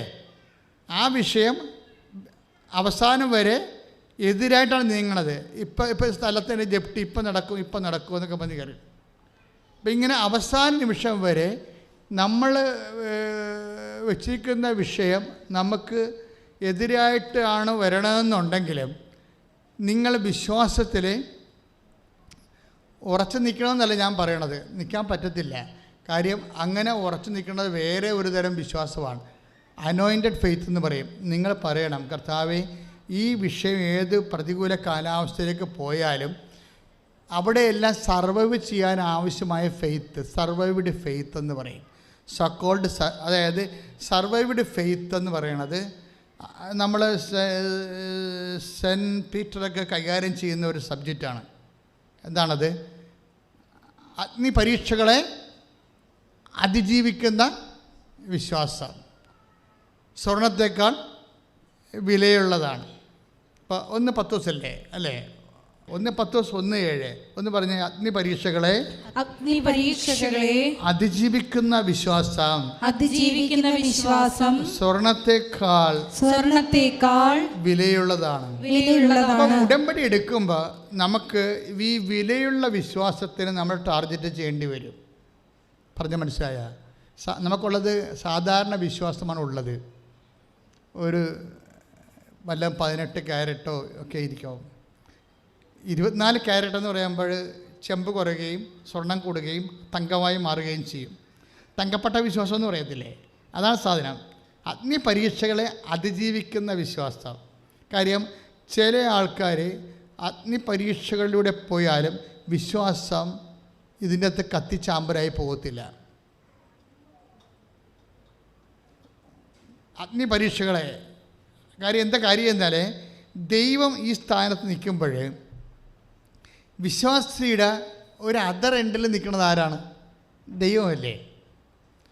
ഈ വിശ്വാസം അഗ്നി പരീക്ഷയെ അതിജീവിച്ച് കഴിയുമ്പോൾ അത് പക്ക ഉടമ്പടിയുടെ ഫലം ചെയ്യും. അതാണ് വിഷയം.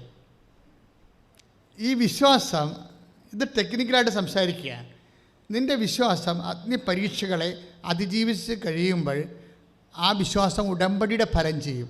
എന്താ കാര്യം? സർവൈവ്ഡ് ഫെയ്ത്ത് ആവും. That is fidelity. ഫിഡലിറ്റി എന്ന് പറയുന്നത് എന്താണ്? വിശ്വസ്തത. അതാണ് വിഷയം. ഇപ്പോൾ ഇവരുടെ മേരി ഗ്രേസിൻ്റെ വിഷയം എന്താണ്? മേരി ഗ്രേസ് ഇപ്പോഴും ദൈവത്തിൽ വിശ്വസിക്കുന്നു. അവർ ട്രിവാൻഡ്രത്തേക്ക് പോകാൻ പറയുമ്പോഴും ഇല്ല, അമ്മ എനിക്ക് ഇവിടെ തന്നെ തരും എന്ന് വിശ്വസിക്കുകയാണ്. അതായത് കാര്യങ്ങൾ ഇപ്പോൾ ഡോക്ടർ ഇപ്പോൾ രോഗത്തെക്കുറിച്ചൊക്കെ ഓരോരോ കാരണങ്ങൾ അല്ലെങ്കിൽ സ്ഥലത്തിൻ്റെ ജപ്തി നടപടി ഇങ്ങനെയൊക്കെ പറയുമ്പോഴും ചില ആൾക്കാർ നെഞ്ചത്തിലടിക്കുകയും തലകുത്തി മറിയുകയും പ്രാർത്ഥന കുറയ്ക്കുകയും, അല്ലെങ്കിൽ ചില ആൾക്കാർ സ്മോൾ അടിച്ച് കറങ്ങി കിടക്കുകയും, ചില ആൾക്കാർ തന്നെത്താൻ പ്രാകുകയും, അല്ലെങ്കിൽ തൻ്റെ പരാജയമോ ജാള്യതയോ മറച്ചു വെക്കാൻ വേണ്ടി കുറേ ഇൻഡാസുകൾ വേറെ സൃഷ്ടിക്കുകയൊക്കെ ചെയ്യും. ഈ തവള വീഴുന്നതുകൊണ്ട് ചുമ്മാ പത ഉണ്ടാക്കണ പോലെ ആ പതയുടെ കത്ത് കയറും തവള ഒളിച്ചു ഇരിക്കും വർഷകാലത്ത്. ഇതുപോലെ ഗിമിക്കുകളുണ്ടെന്നും ദൈവത്തിൻ്റെ തിരുസന്നിധിയിൽ ഒന്നും ചെയ്യാൻ പറ്റത്തില്ല. ഈ സ്ട്രൈറ്റ് ഫോർവേഡ് ഈ കാര്യത്തിൽ സിൻസിയർ ആൻഡ് സീരിയസ്. എന്താ കാര്യം വെച്ച് കഴിഞ്ഞാൽ നിൻ്റെ വിശ്വാസത്തിൻ്റെ പകരം വേറെ ഗിമിക്കുകൾക്കൊന്നും സ്ഥാനമില്ല. നീ പറഞ്ഞ കർത്താവേ, എനിക്ക് ഈ സിറ്റുവേഷൻ കടന്നു പോകാൻ ഒന്ന് പറഞ്ഞേ, കർത്താവേ എനിക്ക് ഈ സാഹചര്യം കടന്നു പോകാൻ പറ്റുന്ന പരുവത്തിലുള്ള അതിജീവിത വിശ്വാസത്താൽ എന്നെ അഭിഷേകം ചെയ്യണമേ. ഇപ്പൊ എന്താ അച്ഛൻ പറഞ്ഞത്? അതായത് സർവൈവ്ഡ് ഫെയ്ത്ത് ബേസിക്കലി കവനന്റിൻ്റെ ഫലം ചെയ്യണ കാര്യം എന്താണ്? ഉടമ്പടിയുടെ അത് വിശ്വസ്തതയായത് കൊണ്ടാണ്. കാര്യം ഉടമ്പടി നമ്മൾ പ്രകടിപ്പിക്കുന്നത് വിശ്വസ്തതയാണ്. അപ്പോൾ വിശ്വസ്തത എന്ന് പറയണത് നമ്മുടെ ഭാഗത്തുനിന്ന് നമ്മൾ കാണിക്കേണ്ട ഒരു പരാജയം നടന്നെന്ന് വിചാരിച്ചോ. ഇപ്പം ഈശോ ഒരിക്കലും തോക്കത്തില്ലല്ല. എന്താ തോക്കാത്തത്? ഈശോ തോക്കത്തില്ല. അറ്റ് എനി കോസ് യൂദാസിൻ്റെ അടുത്ത് തോറ്റില്ല, പിലാത്തോസിൻ്റെ അടുത്ത് തോറ്റില്ല, ദൈവപിതാവിൻ്റെ അടുത്തും തോറ്റില്ല. എന്താ കാര്യം? അവസാന നിമിഷം വരെ ഈശോ പിതാവിൻ്റെ ഇഷ്ടത്തിന് 1ാം സ്ഥാനം കൊടുത്താൽ പോകുന്നത്. പിതാവേ സാധ്യമെങ്കിൽ പാനപാത്രം എന്നെ കടന്നു പോകട്ടെ, എങ്കിലും എൻ്റെ ഇഷ്ടമല്ല നിൻ്റെ ഇഷ്ടം. അപ്പോൾ ഈശോ തോറ്റില്ല. പിതാവിൻ്റെ മനസ്സ് നിറവേറ്റാൻ വേണ്ടി ഈശോ തോറ്റു കൊടുക്കുമ്പോൾ സംഭവിക്കുന്നത് എന്താണ്? പിതാവ് ജയിക്കുകയാണ് ചെയ്യണത്. ദൈവവേദന എപ്പോഴും സംഭവിക്കുന്നത് ഈ വിശ്വാസത്തിൻ്റെ ഈ യുദ്ധത്തിൽ നീ തോറ്റാലും നിൻ്റെ ദൈവം ജയിച്ചിരിക്കണം. എന്താ കാര്യം? ദൈവത്തിൻ്റെ വചനം. അത് പൗലോസ് അപ്പോസ്തലൻ പറയും, ഞാൻ മാത്രമേ വിലങ്ങ് വെക്കപ്പെട്ടിട്ടുള്ളൂ, ദൈവവചനത്തിന് വിലങ്ങില്ല. എന്ന് പറഞ്ഞാൽ ഞാൻ മാത്രമേ വിലങ്ങ് വെക്കപ്പെട്ടിട്ടുള്ളൂ ദൈവവചനത്തിന് വിലങ്ങുകളില്ല. ദൈവവചനത്തെ ആർക്കും പിടിച്ചു കെട്ടാൻ പറ്റത്തില്ലെന്നാണ്. അതെപ്പോഴായാലും അത് ഫലം പുറപ്പെടുവിക്കും.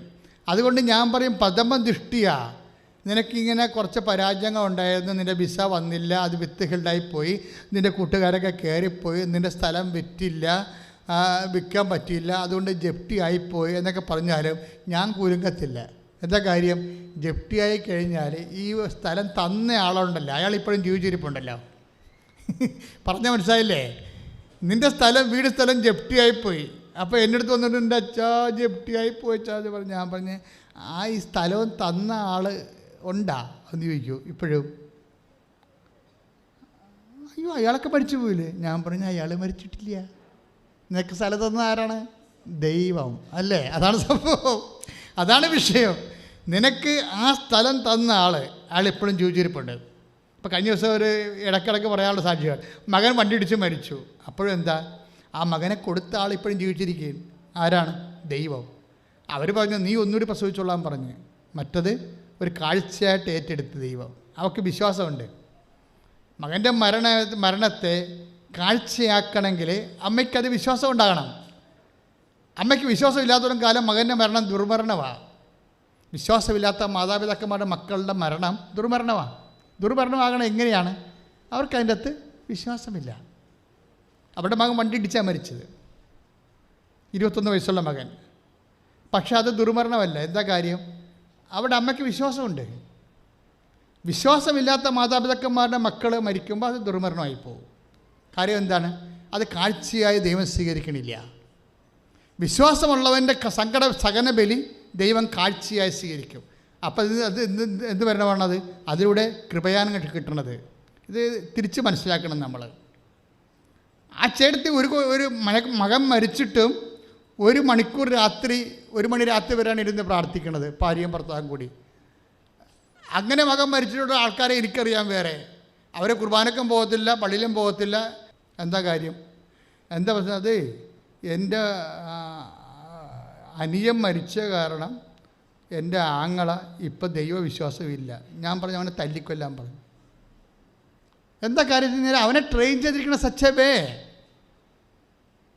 എൻ്റെ അനുജൻ മരിച്ചത് കാരണം എൻ്റെ പെണ്ണണ വന്ന് സംസാരിക്കണം. എൻ്റെ അനുജൻ ആങ്ങളെയാണ്. കുഞ്ഞാങ്കള മരിച്ചത് കാരണം എൻ്റെ ചേട്ടന് ഇപ്പം വിശ്വാസമില്ല. ഞാൻ പറഞ്ഞു അവനെ തല്ലിക്കൊല്ലണമെന്ന് പറഞ്ഞു. സ്നേഹത്തോടെയാണ് ഞാൻ അവളോട് പറഞ്ഞതല്ല, ഞാൻ ഇങ്ങനെയല്ല പറഞ്ഞത്. പക്ഷേ എന്താ പ്രശ്നം? ഞാൻ എന്നിങ്ങനെ നെഗറ്റീവ് എപ്പോഴും പറയത്തുള്ളൂ. കാര്യം എന്ന് വെച്ചാൽ അതിൻ്റെ പോസിറ്റീവ് നിങ്ങൾ സ്വീകരിക്കാൻ വേണ്ടിയാണ്, അല്ലാതെ അതിനെ ആക്കി പറയണതല്ല. എന്താ പ്രശ്നം വെച്ച് കഴിഞ്ഞാൽ വിശ്വാസമില്ലാത്തവന് അതേ ചെയ്യാൻ പറ്റത്തുള്ളൂ. വിശ്വാസമുള്ളവൻ അത് സുരഭില ബലിയായി ദൈവത്തിനു സമർപ്പിച്ചു. എന്താ കാര്യം? നമുക്ക് മുമ്പേ പോയവൻ നമ്മുടെ മൂത്തച്ചേട്ടൻ അങ്ങനെയാണ് ചെയ്തത്. പിതാവേ എൻ്റെ ഇഷ്ടമല്ല അങ്ങയുടെ ഇഷ്ടം. അത് സുരഭില യാഗമാക്കി മാറ്റിയത്. അതുകൊണ്ട് എന്ത് ചെയ്ത്? അതിനാൽ ദൈവം അവനെ അത്യധികം ഉയർത്തി. എല്ലാ നാമങ്ങളെക്കാൾ ഉന്നതമായ നാമം അവിടത്തേക്ക് നൽകി. അവൻ്റെ നാമം കേൾക്കുന്ന മാത്രമേ താഴെ പാതാളത്തിലും ഭൂസ്വർഗങ്ങളുമുള്ള എല്ലാ ജീവജാലങ്ങളും മുഴങ്കാലും അടക്കേണ്ടിയിരിക്കും. ദൈവപൈതലേ, നിന്നെ മഹത്വപ്പെടുത്താൻ വേണ്ടി ദൈവം നിന്നെ താഴ്ത്തുമ്പോൾ താഴ്ചയെ നീ മനസ്സിലാക്കണത് പരിശുദ്ധാത്മാവിനല്ലെങ്കിൽ പിന്നെ നീ ക്രിസ്ത്യാനിയായി തുടരുന്നതിൻ്റെ അർത്ഥം എന്താണ്? അതായത് ഫിലിപ്പിയൻസിൻ്റെ 4:6 അവൻ പ്രകൃത്യാ ദൈവമായിരിക്കവേ ദൈവത്തോടുള്ള സമാനത മുറുകെ പിടിക്കേണ്ട കാര്യമായി പരിഗണിച്ചില്ല.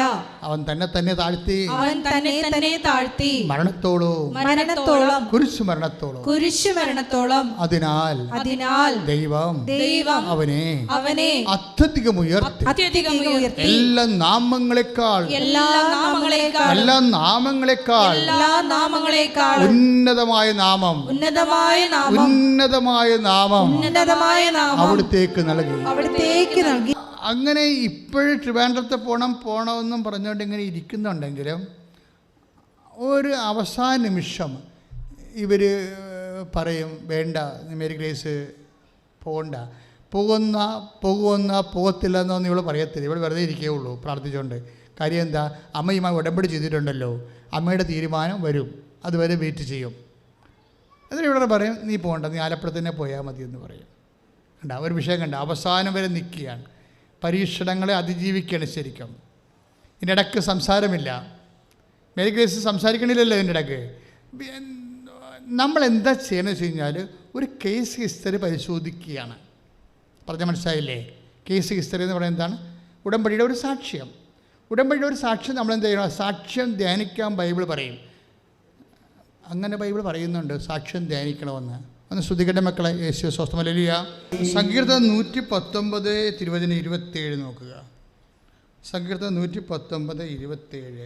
അങ്ങയുടെ പ്രമാണങ്ങൾ നിർദ്ദേശിക്കുന്ന വഴി എനിക്ക് കാണിച്ചു തരണമേ. അങ്ങയുടെ പ്രമാണങ്ങൾ നിർദ്ദേശിക്കുന്ന വഴി എനിക്ക് കാണിച്ചു തരണമേ. ഞാൻ അങ്ങയുടെ അത്ഭുത കൃത്യങ്ങളെ പറ്റി ധ്യാനിക്കും. Praise the Lord. ഇതാണ് സംഭവം. അതുതന്നെ ഉടമ്പടി എന്ന് പറയണത്. ഉടമ്പടി എന്ന് പറയണത് അതാണ്. കാര്യം എന്താണ്? കർത്താവ് പറഞ്ഞ കാര്യങ്ങൾ നിർവഹിച്ചുകൊള്ളാമെന്ന് പറയണതാ. അങ്ങയുടെ പ്രമാണങ്ങൾ പറഞ്ഞേ, നിർദ്ദേശിക്കുന്ന വഴി എനിക്ക് കാണിച്ചു തരണമേ. അപ്പോൾ എന്ത് സംഭവിക്കുന്ന പറയണത്? പ്രമാണങ്ങൾ നിർദ്ദേശിക്കുന്ന വഴി അവൻ പറയണ പോലെ ചെയ്യുക എന്നായി പറയണത്. കർത്താവിൻ്റെ കൽപ്പനകൾ പാലിക്കുക. അതാണ് സങ്കീർത്തനം 119 27. ഒന്ന് പറഞ്ഞ്, അങ്ങയുടെ പ്രമാണങ്ങൾ നിർദ്ദേശിക്കുന്ന വഴി എനിക്ക് കാണിച്ചു തരണമേ. അപ്പം എന്ത് സംഭവിക്കും? ഞാൻ അങ്ങയുടെ അത്ഭുത കൃത്യങ്ങളെക്കുറിച്ച് ഉടമ്പടിയും സാക്ഷ്യമായിട്ടാണ് ബന്ധപ്പെട്ടിരിക്കുന്നത്. അങ്ങയുടെ പ്രമാണങ്ങൾ നിർദ്ദേശിക്കുന്ന വഴികളെക്കുറിച്ചാണ് ഉടമ്പടി സംസാരിക്കുന്നത്. അങ്ങയുടെ പ്രമാണങ്ങൾ നിർദ്ദേശിക്കുന്ന വഴി എനിക്ക് കാണിച്ചു തരണമേ. ഉടമ്പടിയുടെ വഴികളെക്കുറിച്ചാണ് ഞാനിപ്പോൾ നിങ്ങളോട് സംസാരിച്ചത്. മേരി ഗ്രേസ് അവസാന നിമിഷം വരെ മിണ്ടത്തില്ല, അവസാന നിമിഷം വരെ ഫൈറ്റ് ചെയ്യത്തില്ല, എനിക്ക് കുഞ്ഞുണ്ടെന്നും പറഞ്ഞുകൊണ്ട് ബാർഗെയിൻ ചെയ്യത്തില്ല, എൻ്റെ മാതാപിതാക്കന്മാർ പ്രായമുള്ളവരാണെന്ന് പറയത്തില്ല. പിന്നീട് കാര്യം എന്താണ്? അവർക്ക് ജോലിയില്ല, ഉള്ള ജോലി അവർക്ക് വേണേ ചെയ്യാം, അല്ലെങ്കിൽ ചെയ്യണ്ട. നമുക്ക് പറ്റില്ലെങ്കിൽ അവൾ വീട്ടിൽ രാജിവെച്ച് പോകാം, വേറെ ആൾക്കാരകത്ത് കയറും. അതുകൊണ്ട് അവർക്കവിടെ ക്ലെയിമൊന്നുമില്ല. ക്ലെയിമില്ലാത്ത വ്യക്തി നിശബ്ദമായിട്ടിരിക്കുക. പക്ഷെ എന്താ? നിശബ്ദമായിട്ടിരിക്കുമ്പോൾ ദൈവമാണ് ഇനി അവർക്ക് വേണ്ടി ശബ്ദം ഉയർത്തേണ്ടത്.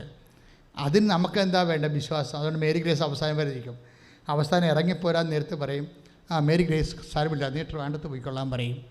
അതാണ് അവരുടെ സാക്ഷ്യം. അങ്ങയുടെ പ്രമാണങ്ങൾ നിർദ്ദേശിക്കുന്ന വഴി പറഞ്ഞേ, അങ്ങയുടെ പ്രമാണങ്ങൾ നിർദ്ദേശിക്കുന്ന വഴി എനിക്ക് കാണിച്ചു തരണമേ. അപ്പോൾ എന്ത് സംഭവിക്കും? ഉടമ്പടിയുടെ വഴികൾ കാണിച്ചു തരുമ്പോൾ എന്ത് സംഭവിക്കും? സാക്ഷ്യങ്ങൾ ഉണ്ടാകും. അതുകൊണ്ടാണ് പറയണത് സങ്കീർത്തനം 119 27. അങ്ങയുടെ പ്രമാണങ്ങൾ നിർദ്ദേശിക്കുന്ന വഴി പറഞ്ഞേ, അങ്ങയുടെ പ്രമാണങ്ങൾ നിർദ്ദേശിക്കുന്ന വഴി എനിക്ക് കാണിച്ചു തരണമേ. ഞാൻ അങ്ങയുടെ അത്ഭുത കൃത്യങ്ങളെക്കുറിച്ച് ധ്യാനിക്കും. ഉടമ്പടിയിൽ വരണ എന്താണ്? സാക്ഷ്യങ്ങളല്ലേ വരണത്. സാക്ഷ്യങ്ങൾ എന്തിനുള്ളതാണെന്ന് ബൈബിൾ പറയണത്? ധ്യാനിക്കാനുള്ളതാണ്. അതുകൊണ്ടാണ് ഞാൻ ഈ സാക്ഷ്യങ്ങൾ എടുക്കണ. ഇടയ്ക്ക് ഓരോരോ കേസ് ഹിസ്റ്ററി എടുക്കണില്ലേ? അതിലെന്താ സംഭവിച്ചെന്ന് പറഞ്ഞ കാര്യം എന്താണ്? ഉടമ്പടിയിൽ വരുന്നത് സാക്ഷ്യങ്ങളാണ്. സാക്ഷ്യങ്ങൾ എന്തിനുള്ളതാണ്? സഭ ധ്യാനിക്കാനുള്ളതാണ്. സാക്ഷ്യങ്ങൾ ധ്യാനിച്ച് കഴിയുമ്പോൾ ആ സാക്ഷ്യങ്ങളിലേക്ക് ആ വ്യക്തി എത്തിച്ചേർന്നിട്ടുള്ള വഴികളുണ്ട്. അതാണ് അങ്ങയുടെ പ്രമാണങ്ങൾ നിർദ്ദേശിക്കുന്ന വഴി. ആ സാക്ഷ്യങ്ങളിലേക്ക് എത്തിച്ചേരണത് ഓരോരുത്തരും ഓരോ രീതിയിലല്ലേ. ആ സാക്ഷ്യങ്ങളിലേക്ക് എത്തിച്ചേരണം നമ്മൾ. അപ്പം അതിന് കഴിഞ്ഞ ദിവസങ്ങളിൽ ഞാൻ ഒരു വിഷയം പറഞ്ഞില്ലേ, അവർക്ക് പേടിയാണെന്ന് പറഞ്ഞില്ലേ, ലില്ലിക്കുട്ടി അവർക്ക് 26 ദിവസം കൊല്ലമായിട്ട് അവർക്ക് മാനസിക രോഗമോ പിശാച് ബാധയോ എന്തോ. പക്ഷേ എന്താണ്, 26 കൊല്ലം മെഡിസിൻ എടുക്കുകയാണേ. അവർക്ക് തിരക്കാനും ചോദിക്കാനും ആ ബന്ധുക്കളും സ്വന്തപ്പെട്ടവരും ഉള്ളവരുണ്ട്. അല്ലെങ്കിൽ ചെമ്പരത്തി പൂ ചെയ്തു വെച്ചുകൊണ്ട് അങ്ങോട്ടും ഇങ്ങോട്ടും നടക്കേണ്ടി വന്നതിനാണ്. ആ ഒരു ഡ്രാസ്റ്റിക് കണ്ടീഷനാണ്. ഈ ഡ്രാസ്റ്റിക് കണ്ടീഷനിൽ നിന്ന് വ്യക്തി തിരിച്ചു വരുന്ന വരവ് കണ്ടില്ലേ? എന്താണ് അവർക്ക് ആ പിന്നിൽ നിന്ന് ആ സ്വരം കേൾക്കും. എന്താണ്? ഈ ഉടമ്പടി കാശുരം എടുത്തുകൊണ്ട് നീ കഴുത്തിൽ ധരിക്കുക. അത് ജ്ഞാപകമായി ധരിക്കാൻ ഇപ്പം പറഞ്ഞല്ലോ. ഉടമ്പടി തുടങ്ങിയ കാലത്ത് ദൈവം പറഞ്ഞതല്ലേ, ഞാൻ നിനക്ക് തരുന്ന ജ്ഞാപകം നീ കഴുത്തിൽ ധരിക്കണം, അല്ലെങ്കിൽ നെറ്റിയിൽ പട്ട പോലെ ചാർത്തണം. എന്തിനാണ്? കാരണം hear O Israel, the Lord your God is one Lord and you shall love your all God with all your heart. നിൻ്റെ പൂർണ്ണമായ മനസ്സോടുകൂടി ദൈവത്തെ സ്നേഹിക്കുക. ഉടമ്പടി എന്തിനുള്ളതാണ്? പൂർണ്ണമായ മനസ്സോടുകൂടി ദൈവത്തെ സ്നേഹിക്കാനുള്ളതാണ്.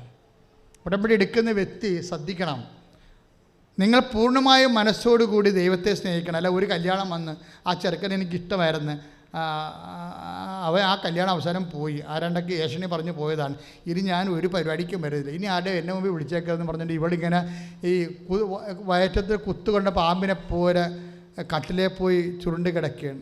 ശരിക്കും പറഞ്ഞാൽ ഉടമ്പടി പൂർണ്ണമായിട്ട് പാലിക്കുന്ന ആളാണ് അല്ല. അതാണ് പ്രശ്നം. എപ്പോഴും നമ്മൾ ശ്രദ്ധിക്കണം. എനിക്ക് ശരിക്കും പറഞ്ഞാൽ പച്ചമലയാളത്തിൽ പറഞ്ഞാൽ ഉടമ്പടിയെ ഉഴപ്പണവരുടെ പുച്ഛമാണ്. എന്താ കാര്യം എന്നറിയാമോ? അവർക്ക് ദൈവത്തെ അറിയത്തില്ല, അവർ വേറെ എന്തോ ഏടാകൂടത്തിലൂടെ വന്നിരിക്കുന്നതാണ്. നിങ്ങളൊരു കാര്യം മനസ്സിലാക്കണം, നിങ്ങൾ ഉടമ്പടി ചെയ്യണത് ഒരു വ്യക്തിയോടെന്ന് വെച്ചാൽ ആ വ്യക്തി നീ ചത്താലും ചാകാതെ നിൽക്കണം നിത്യനായ ദൈവത്തോടാണ് നീ ഉടമ്പടി ചെയ്യണത്. അവന് ഏത് സമയത്ത് വേണം നിൻ്റെ വിഷയം സെറ്റ് ചെയ്യാൻ പറ്റും. എന്നോട് കല്യാണം വീണ് പോയെന്ന് പറഞ്ഞപ്പോൾ ഞാൻ പറഞ്ഞു, പോട്ടടി, നിൻ്റെ കല്യാണം, നിൻ്റെ ചെറുക്കൻ വേറെ വരുന്നുണ്ടെന്ന് പറയും. അതല്ല നിൻ്റെ ചെറുക്കൻ. ഇവളെന്നാ വെച്ച് കഴിഞ്ഞാൽ ഇടയ്ക്ക് ഇപ്പോഴീ മൊബൈലൊക്കെ ഉള്ള കാരണമേ അല്പം ചെറുക്കൻ ഇഷ്ടപ്പെട്ടെന്ന് കണ്ടു കഴിഞ്ഞാൽ പിന്നെ നമ്പർ വാങ്ങിച്ചു, പിന്നെ ചാറ്റായി ചീറ്റായി, പിന്നെ ഉറക്കമില്ല, പിന്നെ കട്ടിലേക്ക് അമന്ന് കിടന്നുകൊണ്ട് ഓരോ മെസ്സേജ് പിടിക്കണം, ഹായ് ഹൂ എന്നൊക്കെ പറഞ്ഞിട്ട് വെറുതെ പ്രാന്ത് നിനക്ക് തലക്കെട്ടിലടിക്കാൻ ബസ് പിടിച്ച് ഇങ്ങനെ. അതായത് ദൈവത്തെ പിന്നെ മാറ്റി നിർത്തി. പിന്നെ ഉടമ്പടിയുമില്ല, പ്രാർത്ഥനയുമില്ല, അവർക്ക് പ്രത്യക്ഷയുടെ പ്രാർത്ഥനയില്ല, ഇവനുമായിട്ട് കമന്റ് കിടത്തുന്നത് ചാറ്റാണ്. ദൈവത്തെ മാറ്റി കരുതിയപ്പോഴുണ്ട് ആ സാധനം പെട്ടുപോയി. നിങ്ങൾ എന്ത് അനുഗ്രഹം കിട്ടിയാലും ജോലി കിട്ടിയാലും ചില ആൾക്കാർക്ക് ഒരു പൊട്ടത്തരമുണ്ട്, അവരപ്പം ദൈവത്തെ മറക്കും. അനുഗ്രഹം ഒന്ന് കയ്യിൽ ഇട്ടാൽ മതി, അപ്പം തന്നെ അവർ പിന്നെ പഴയ ആൾക്കാരെ മാറും. ഇത് ദൈവത്തിന് അറിയാവേ. അത് ചുമ്മാ വയറ്റിപ്പഴപ്പ് കയ്യാങ്കളിക്ക് വന്നിരിക്കണമെന്ന് കർത്താവിന് അറിയാം. എന്തെങ്കിലും ഒരു അനുഗ്രഹം കിട്ടിയാൽ പിന്നെ ഞങ്ങളുടെ നാട്ടിലൊക്കെ ഒരു ചെല്ലുണ്ട്, മണ്ണാങ്കഴി വഴിക്ക് മാമയില്ലെന്ന്. ആ വഴിക്ക് പിന്നെ പോകത്തില്ല, കർത്താവിൻ്റെ അടുത്ത് വഴി ഉപേക്ഷിക്കും, പിന്നെ നിൻ്റെ പഴയ സ്വഭാവം കാണിക്കും. ഇത് കർത്താവിന് നേരത്തെ അറിയാം. അതാണ് കുഴപ്പം. നീ എന്തെങ്കിലും ഉടായ്പ കാണിക്കാൻ പോകുന്നുണ്ടോ, നീ രക്ഷപ്പെട്ട് ജോലി കിട്ടി ഇവിടെ നിന്ന് ചാടിക്കഴിഞ്ഞാൽ പിന്നെ അപ്പനെയും വേണ്ട, അമ്മനെയും വേണ്ട, ആങ്ങളെയും വേണ്ട, ആരെയും വേണ്ട, നീ നിൻ്റെ ലോകത്തേക്ക് പോയി നിൻ്റെ ആത്മാവിനെ പോലും നഷ്ടപ്പെടുത്തും. ആത്മാവിനെ നഷ്ടപ്പെടുത്തുന്നതിനൊക്കെ പെൺപിള്ളേർക്ക് അല്ലെങ്കിൽ ആൺപിള്ളേർക്ക് ഈ കാലങ്ങളിൽ വലിയ ഒരു സങ്കടമോ പേടിയോ ഒന്നും ഇല്ലല്ലോ, രക്ഷപ്പെട്ട്. കാര്യം എന്താണ്? നരകത്തിൻ്റെ വിറകുള്ളി എന്ന് പറഞ്ഞ സാധനമല്ലേ ഇത്. എന്ന് ആത്മാവിന് നഷ്ടപ്പെടുന്നത്, അതായത് സ്വന്തം കമിതാവ് ഏത് വിശ്വാസി ആയാലും കുഴപ്പമില്ല, അവന് ബോഡി എല്ലാ അവയവങ്ങളും ഉണ്ടെങ്കിൽ ഇവിടെ ഒക്കെയാണ്. അവിടെയാണ് പ്രശ്നം വരുന്നത്. ഈ ബോഡി അവയവങ്ങളും മുഖമൊക്കെ ഈ സാധനമൊക്കെ കുറച്ചുമ്പോൾ പോവുകയെ. നിങ്ങൾ ഇതൊന്നും പോകാത്ത ഒരാളിൻ്റെ അടുത്താണ് നിങ്ങൾ ഉടമ്പടി ചെയ്യണത്. നിങ്ങൾ ഉടമ്പടി ചെയ്യുമ്പോൾ ദൈവം ഗോഡ് അലോൺ എന്ന് പറഞ്ഞ് ഉടമ്പടി, കർത്താവേ എന്ത് നഷ്ടപ്പെട്ടാലും എന്നെ സംബന്ധിച്ച് ഏറ്റവും വലിയ നഷ്ടം നിന്നെ നഷ്ടപ്പെടുന്നതാണെന്ന് പറയാനുള്ള ചങ്കൂറ്റമുള്ളവർക്ക് ഉടമ്പടിയുടെ ഒന്നാമത്തെ സാക്ഷികളായി മാറും. അല്ല, ഉടമ്പടി കഴിയുമ്പോൾ ഈ ഉടമ്പടി വച്ചിരിക്കുന്ന കാര്യങ്ങൾ ചില അപ്പന്മാർക്ക് അവസാനമാണ് ബോധം വരത്തുള്ളൂ. ചില അപ്പന്മാർക്ക്, ചില പിള്ളേരൊക്കെ ഈ കുഞ്ഞ് നിക്കിട്ടുണ്ട് നടക്കുന്ന പ്രായമില്ലേ, അപ്പം അപ്പനെ കാണുമ്പോഴൊക്കെ ഈ നമ്മൾ അപ്പൻ്റെ ടൗണിൽ നിന്നൊക്കെ വരുമ്പോൾ കുഞ്ഞുങ്ങൾ ചാടിക്കൊണ്ട് തുള്ളിക്കൊണ്ട് ചെല്ലത്തില്ല. അമ്മയുടെ മടിയിരിക്കുവേ. അമ്മയുടെ മടിയിരിക്കണ ആ 1.5 വയസ്സ് 2 വയസ്സുകാരി അപ്പനെ അടുക്കള ഗേറ്റിക്കെ കാണുമ്പോൾ തന്നെ ചാടിക്കൊണ്ട് ചെല്ലും. അതൊരു മക്കളെ വാരി അങ്ങ് മനുഷ്യൻ എടുത്തു എന്ന് ഉയർത്തും. ഈ മനുഷ്യന് പൊട്ടനാണ്. അയാൾ വിചാരിച്ചിരിക്കണം അയാളോടുള്ള ഭയങ്കര പണ്ടാര സ്നേഹമാണ്, ഭാര്യയേക്കാൾ കുഞ്ഞിന് എന്നോടാണ് സ്നേഹം എന്നൊക്കെ പറഞ്ഞാണ് വലിച്ചു പൊക്കണത്. ആ വലിച്ചു പൊക്കി താഴെ വെക്കും, പിന്നെ കൊച്ചിനെ കാണത്തില്ല. എന്താ കാര്യം? അപ്പൻ്റെ കയ്യിലുള്ള പൊതി അടിച്ചുകൊണ്ട് ആ കൊച്ചു പോയി കളഞ്ഞു. അപ്പൻ്റെ കയ്യിലെ പൊതി കണ്ടുകൊണ്ടാണ് ചാട്ടം ചാടണത്. പൊതി കൈ കിട്ടിയപ്പോൾ പിന്നെ അപ്പന് വേണ്ടല്ല. ദൈവത്തോടുള്ള പല അണ്ണന്മാരുടെ നിലപാട് അതാണ്. ദൈവത്തെ ഈ ഉടമ്പടി പ്രകാരം ദൈവതിരുസന്നിധിയിൽ നിങ്ങൾക്ക് കിട്ടാനുള്ള സാധനം കിട്ടിക്കഴിഞ്ഞാൽ പിന്നെ ഒരൊറ്റ മുങ്ങല. പിന്നെ ഈ ദൈവതിരുസന്നിധി വന്നെങ്കിൽ അടുത്ത പ്രശ്നം ഉണ്ടാകണം. അപ്പോൾ ഒരു തീരുമാനം എടുക്കുക, കർത്താവേ ഞാൻ നിൻ്റെ കൂടെ തന്നെ ഉണ്ടാവും എന്ന് പറഞ്ഞ്, കർത്താവേ കർത്താവേ, എൻ്റെ ഉടമ്പടിയുടെ കാലാവസ്ഥകള് ഏത് രീതിയിൽ നീങ്ങിയാലും കർത്താവേ, വിശ്വാസത്തോടു കൂടി സ്നേഹത്തോടുകൂടി വിശ്വസ്തയോടുകൂടി ഞാൻ നിന്റെ കൂടെ തന്നെ ഉണ്ടാകാൻ എന്നെ അനുഗ്രഹിക്കണം. സങ്കീർത്തനം 119:28. സങ്കീർത്തനം 119:28 പറഞ്ഞേ, ദുഃഖത്താൽ എൻ്റെ ഹൃദയം ഉരുകുന്നു, ഞാൻ അങ്ങയുടെ വാഗ്ദാനം അനുസരിച്ചുകൊണ്ട് കർത്താവേ എന്നെ ശക്തിപ്പെടുത്തണമേ. എന്റെ തെറ്റായ മാർഗങ്ങളെ എന്നിൽ നിന്ന് അകറ്റണമേ. കാരുണ്യപൂർവം എന്നെ നിയമം പഠിപ്പിക്കണമേ. ഞാൻ വിശ്വസ്തതയുടെ മാർഗം തിരഞ്ഞെടുത്തിരിക്കുന്നു. അങ്ങയുടെ ശാസനങ്ങൾ എല്ലാം എന്റെ കൺമുമ്പിലുണ്ട്. ഉടമ്പടിയുടെ മാർഗമാണ് വിശ്വസ്തയുടെ മാർഗം എന്ന് പറയുന്നത്. 119:30 ഞാൻ വിശ്വസ്തയുടെ മാർഗം തിരഞ്ഞെടുത്തിരിക്കുന്നു. എൻ്റെ കരൾ ഉരുകുന്നു, പക്ഷെ വാഗ്ദാനത്താൽ നീ എന്നെ ശക്തിപ്പെടുത്തണമേ. കാര്യം ഉടമ്പടി വർക്ക് ചെയ്യണ വാഗ്ദാനത്തിലാണ്. ഞാൻ ചെന്ന് ആദ്യമേ പറഞ്ഞില്ലേ, നിൻ്റെ ജീവിതത്തിൻ്റെയും വരാനിരിക്കുന്ന ജീവിതത്തിൻ്റെയും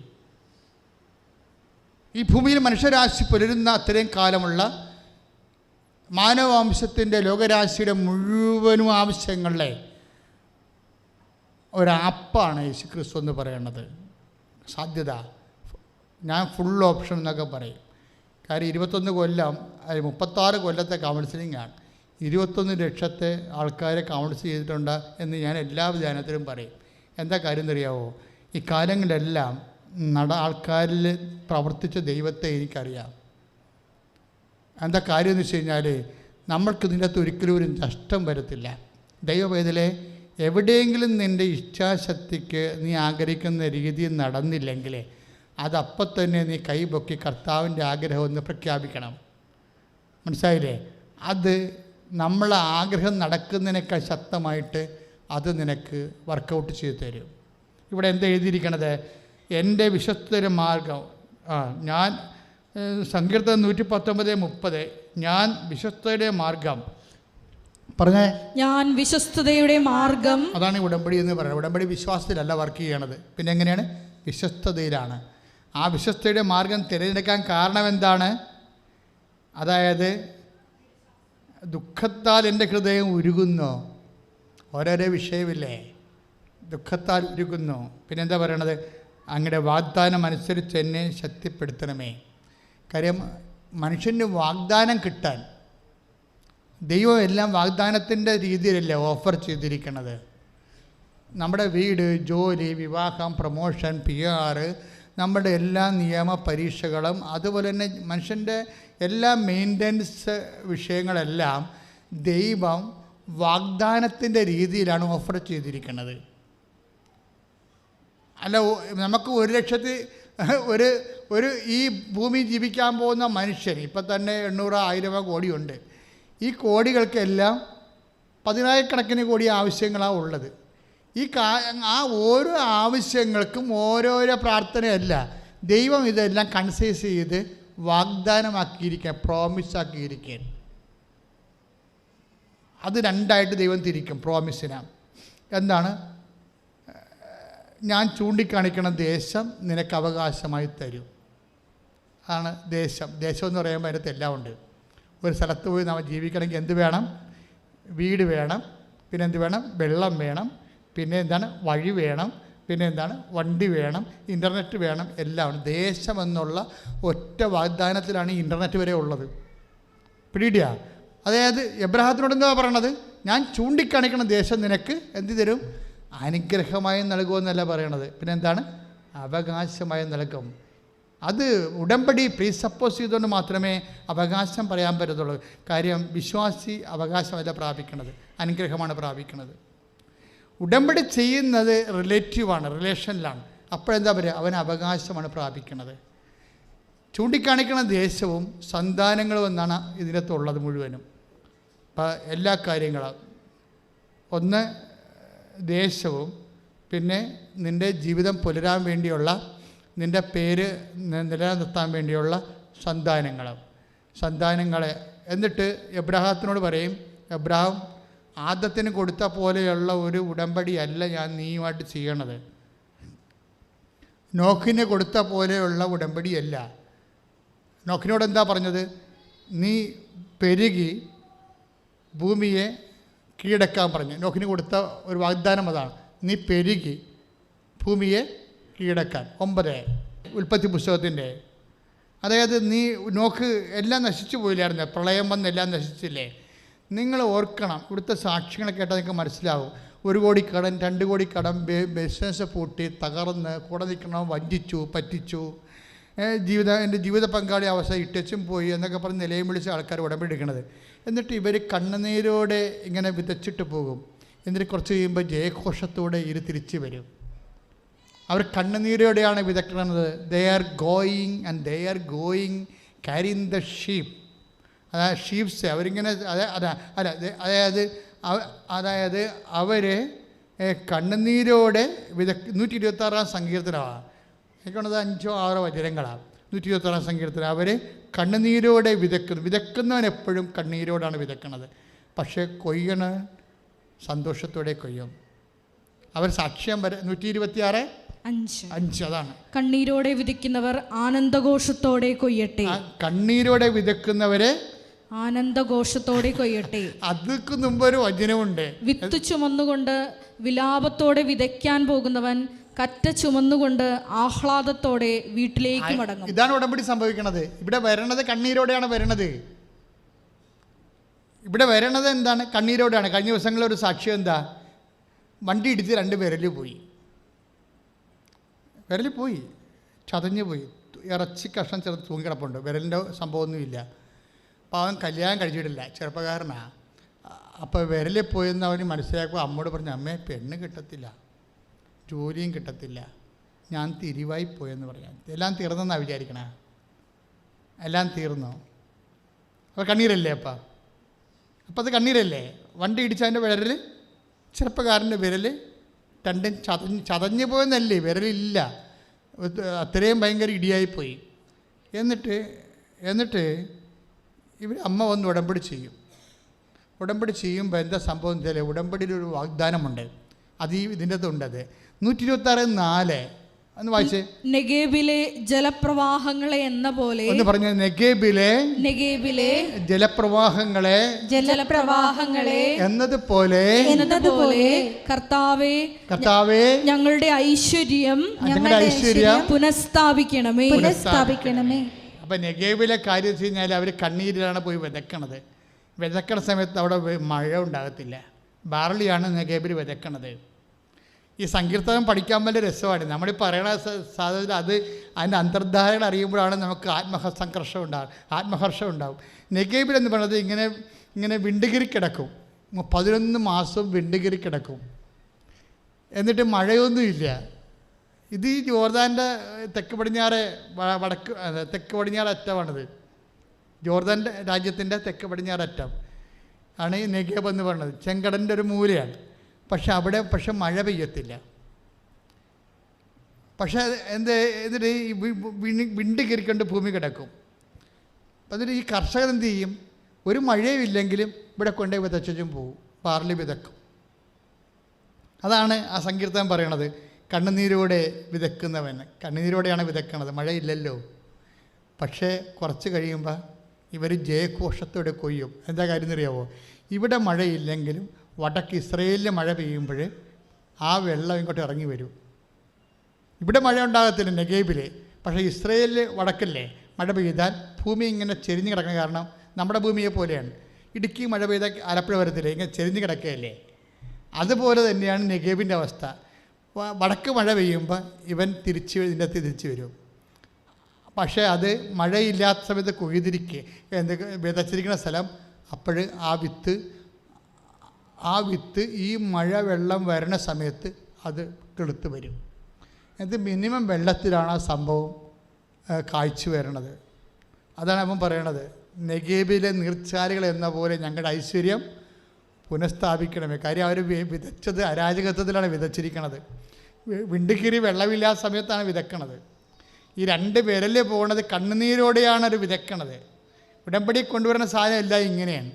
നിങ്ങളുടെ മുമ്പിൽ മഴ കാണുന്നില്ല, കാറ്റും കാണുന്നില്ല. രാജാക്കന്മാർ 3:15 ഒരു വചനമുണ്ട്, കാറ്റില്ല മഴയില്ല, അരുവിത്തടങ്ങൾ വെള്ളം കൊണ്ട് നിറഞ്ഞെന്ന്. ഇത് ബൈബിളിൽ സംഭവിക്കുന്ന കാര്യങ്ങളാണ് മനുഷ്യൻ്റെ ജീവിതത്തിലും. നമ്മൾ മുമ്പിൽ നോക്കുമ്പോൾ നമ്മൾ രക്ഷപ്പെടാൻ മാർഗ്ഗം. ഡോക്ടർ പറയും ഇതിന് ഇറച്ചി കഷ്ണം പോലും ഇല്ലല്ലോ, പിന്നെ ഇതെങ്ങനെയാണ് വിരൽ വെച്ച് പിടിപ്പിക്കുന്നത്? അപ്പോൾ ഡോക്ടറിനോട് ഇവർ പറയും, അമ്മ പറയും, അവൻ ചെറുപ്പക്കാരൻ എൻ്റെ ഡോക്ടറെ, എന്ത് ചെയ്യും, ഈ വിരലില്ലാതെ ഇങ്ങനെ നടക്കാൻ പറ്റുമോ? അപ്പോൾ ഡോക്ടർ പറയും നമുക്ക് വിരൽ വെച്ച് പിടിപ്പിക്കാം. കാലൊക്കെ വെച്ച് പിടിപ്പിച്ച ഒരാൾ കഴിഞ്ഞ ദിവസം വന്നിട്ടുണ്ടായിരുന്നു ഇവിടെ. കാല് വെച്ച് പിടി, കാലിൻ്റെ പാദം അറ്റുപോയിട്ട് വേറൊരു പാദം ഉണ്ടാക്കി വെച്ചിട്ട് വിട്ടിരിക്കണത്. അപ്പം അതുപോലെ ചെയ്യാമെന്ന് പറയും. പക്ഷേ ഈ അമ്മ വന്നിട്ട് ഉടമ്പടി ചെയ്യും. ഉടമ്പടി ചെയ്തിട്ട് രണ്ടാമത് ഉടമ്പടി ചെയ്തതോടുകൂടി പരിശുദ്ധ അമ്മ ഈ സംഭവം ഏറ്റെടുക്കും. കാര്യം അതാണ് ഒരു വിഷയം. അത് നിങ്ങളൊരു വിഷയം തന്നെയാണ്. ഉടമ്പടി ചെയ്യാൻ പോകുന്ന ആൾക്കാർ മനസ്സിലാക്കണം, അതൊരു വിഷയമാണ്. വെച്ചാൽ ഇവരുടെ ഓപ്പറേഷൻ ചെയ്യുമ്പോൾ ഈ വിരൽ പോയി, എന്നിട്ട് ഒരു ഉടമ്പടി ചെയ്ത് കഴിയുമ്പോൾ ഡോക്ടർ പറയും നമുക്ക് റീ ഓപ്പറേഷൻ ചെയ്യാമെന്ന് പറയും. അപ്പോഴേ എന്താ പറയണത്, ഈ അമ്മ പറയണത്, അമ്മേ ഓപ്പറേഷൻ തിയേറ്ററിലാകുമ്പോൾ നീ രണ്ടാമത്തെ ഓപ്പറേഷന് നീ ചെല്ലണം, കാരണം വിരൽ നീ വെച്ച് കൊടുക്കണം. കാര്യം എന്താണ്, ഒരു ഓഫറിങ് ഇല്ലേ, ഉടമ്പടിയിൽ ഒരു വാഗ്ദാനമുണ്ടല്ലോ. അതല്ല ഇയാൾ പറയണത്. എന്താ പറയണത്, ദുഃഖത്താൽ എൻ്റെ ഹൃദയം ഉരുകുന്നു. 28:119 സങ്കീർത്തനം. എന്ന് പറഞ്ഞാൽ ദുഃഖത്താൽ എന്റെ ഹൃദയം ഉരുകുന്നു, അങ്ങയുടെ വാഗ്ദാനം അനുസരിച്ചുകൊണ്ട് എന്നെ ശക്തിപ്പെടുത്തണമേ. ഇപ്പം എനിക്ക് ദുഃഖങ്ങളുണ്ടെങ്കിലും എനിക്കെന്താണ്, വാഗ്ദാനമുണ്ട്. അങ്ങയുടെ വാഗ്ദാനം എന്താണ്, I will come with you. ശക്തനും ധീരനുമായിരിക്കുക. വിരൽ പോയാലും തല പോയാലും ദൈവത്തിൻ്റെ വചനം പറയും വാഗ്ദാനം എന്താണ്, ശക്തനും. അത് ജോഷുവ കൊടുത്തല്ലേ 1:9, ശക്തനും ധീരനുമായിരിക്കുക. എന്താണ്, ശക്തനും ധീരനുമായിരിക്കുക, ഞാൻ നിന്നോടൊപ്പം വരും. അത് വാഗ്ദാനമല്ലേ. അപ്പോൾ ഈ അമ്മ പ്രാർത്ഥിച്ചു, അമ്മ വാഗ്ദാന പ്രകാരം ഓപ്പറേഷൻ തിയേറ്ററിൽ ഉണ്ടാകണമെന്ന് പറഞ്ഞു. അതാണ് വിഷയം, വാഗ്ദാന പ്രകാരം. എന്നിട്ട് ഇവർ പറയണ എന്താ സംഭവം, ഇവർ ഈ മനസ്സിൽ ഓർത്തതേ ഉള്ളൂ. എന്നിട്ട് ഇവർ ദർശനത്തിൽ സ്വപ്നത്തിൽ കാണും ഓപ്പറേഷൻ തിയേറ്ററിൽ അമ്മ നിൽക്കണത്. ഓപ്പറേഷൻ്റെ സമയത്ത് ഡോക്ടർ തിരിച്ചറിഞ്ഞ് പറയും 2 വിരൽ വെച്ച് പിടിപ്പിച്ചിട്ടുണ്ട്. രണ്ടാമത് രക്തോട്ടം തുടങ്ങിയെന്ന് പറയും. 2 വിരലും വെച്ച് പിടിപ്പിച്ചിട്ടുണ്ട്, രക്തോട്ടം തുടങ്ങി. അപ്പോൾ ആദ്യം വെച്ച് പിടിപ്പിച്ചിട്ട് രക്തോട്ടം ഇല്ലാഞ്ഞ്, രണ്ടാമത് ബൈപ്പേഴ്സൺ മേരി അവിടെ ഓപ്പറേഷൻ തിയേറ്ററിലെത്തി. എന്തിൻ്റെ പ്രകാരം, വാഗ്ദാന പ്രകാരം.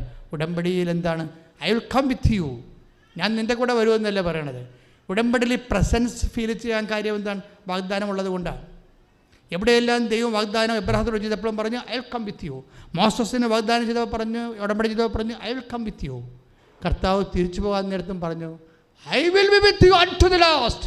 അന്ത്യം വരെ ഉണ്ടാകും. ദൈവത്തിൻ്റെ ഒരിക്കലും പ്രതിരോധിക്കാനാവാത്ത ഉടമ്പടിയുടെ വാഗ്ദാന പ്രകാരമാണ് ദൈവത്തിൻ്റെ സാന്നിധ്യത്തിന് ഉറപ്പുവരുത്തിയ സന്തതികളാണ് വിശ്വാസികൾ. പ്രിയമക്കളെ, നമ്മൾ കർത്താവിൻ്റെ കൃപയിലെ രോഗസൗഖ്യ പ്രാർത്ഥനയിലേക്ക് പ്രവേശിക്കുകയാണ്. ഓൺലൈനിൽ പ്രാർത്ഥിക്കുന്നവർ അച്ഛൻ പ്രാർത്ഥിക്കുന്ന സമയങ്ങളെല്ലാം വിശ്വാസത്തോടുകൂടി അവരുടെ രോഗങ്ങളുടെ ഭാഗങ്ങളെല്ലാം കൈവച്ച് പ്രാർത്ഥിക്കേണ്ടതാണ്. അച്ഛൻ്റെ കൂടെ ആയിരിക്കുന്ന എല്ലാ സഹോദരങ്ങളും കൃപാസനത്തിൽ ഇപ്പോൾ ഉള്ളവരും അതുപോലെ തന്നെ കൈവച്ച് പ്രാർത്ഥിക്കേണ്ടതാണ്. ഇപ്പോൾ ഉദരസംബന്ധമായ രോഗങ്ങൾക്ക് വേണ്ടി പ്രാർത്ഥിക്കുന്ന സമയമാണ്. കുടലിൽ കുരുക്കളുള്ളവർ ഉദരത്തിൽ കൈവെക്കണം. കുടലിൽ ക്യാൻസർ ഉള്ളവർ ഉദരത്തിൽ കൈവെക്കണം. PCOD രോഗികൾ അടിവയറ്റിൽ കൈവെക്കണം. അർശസ് രോഗികളും അടിവയറ്റിൽ കൈവെക്കണം. അൾസർ രോഗികളും അടിവയറ്റിൽ കൈവെക്കണം. അത് ശക്തമായി ശ്രദ്ധിക്കട്ടെ. കർത്താവെ, ഇപ്പോഴ് എല്ലാവരും ശ്രദ്ധിക്കട്ടെ. കർത്താവെ, നിൻ്റെ ഉന്നതമായ നാമത്തിന് സ്തോത്രം ചെയ്യുന്നു. കർത്താവെ, നിൻ്റെ ഉന്നതമായ നാമത്തിന് സ്തോത്രം ചെയ്യുന്നു. നിൻ്റെ വിശുദ്ധമായ വലതുകരം കർത്താവെ ഉദരത്തിൽ വേദനയുള്ളവരുടെയും പുണ്ണുകളുള്ളവരെയും പൊറുക്കാത്ത വ്രണമുള്ളവരെയും കർത്താവെ ശിഷ്ടരോഗികളെ സ്പർശിക്കണമേ. കർത്താവെ ഉദരത്തിൽ മുഴവുള്ളവരെ സ്പർശിക്കണമേ. ഗർഭാശയത്തിലും ഉദരാശയത്തിലും കർത്താവെ സിസ്റ്റുകളുള്ളവരെ സ്പർശിക്കണമേ. കുരുക്കളുള്ളവരെ സ്പർശിക്കണമേ. കർത്താവെ ബ്ലീഡിങ് മാറിപ്പോകാത്തവരെ, തീർന്നു പോകാത്തവരെ സ്പർശിക്കണമേ. നിരക്കാത്ത രക്തസ്രാവമുള്ളവരെ സ്പർശിക്കണമേ. വിസർപ്പ രോഗികളെ സ്പർശിക്കണമേ കർത്താവേ.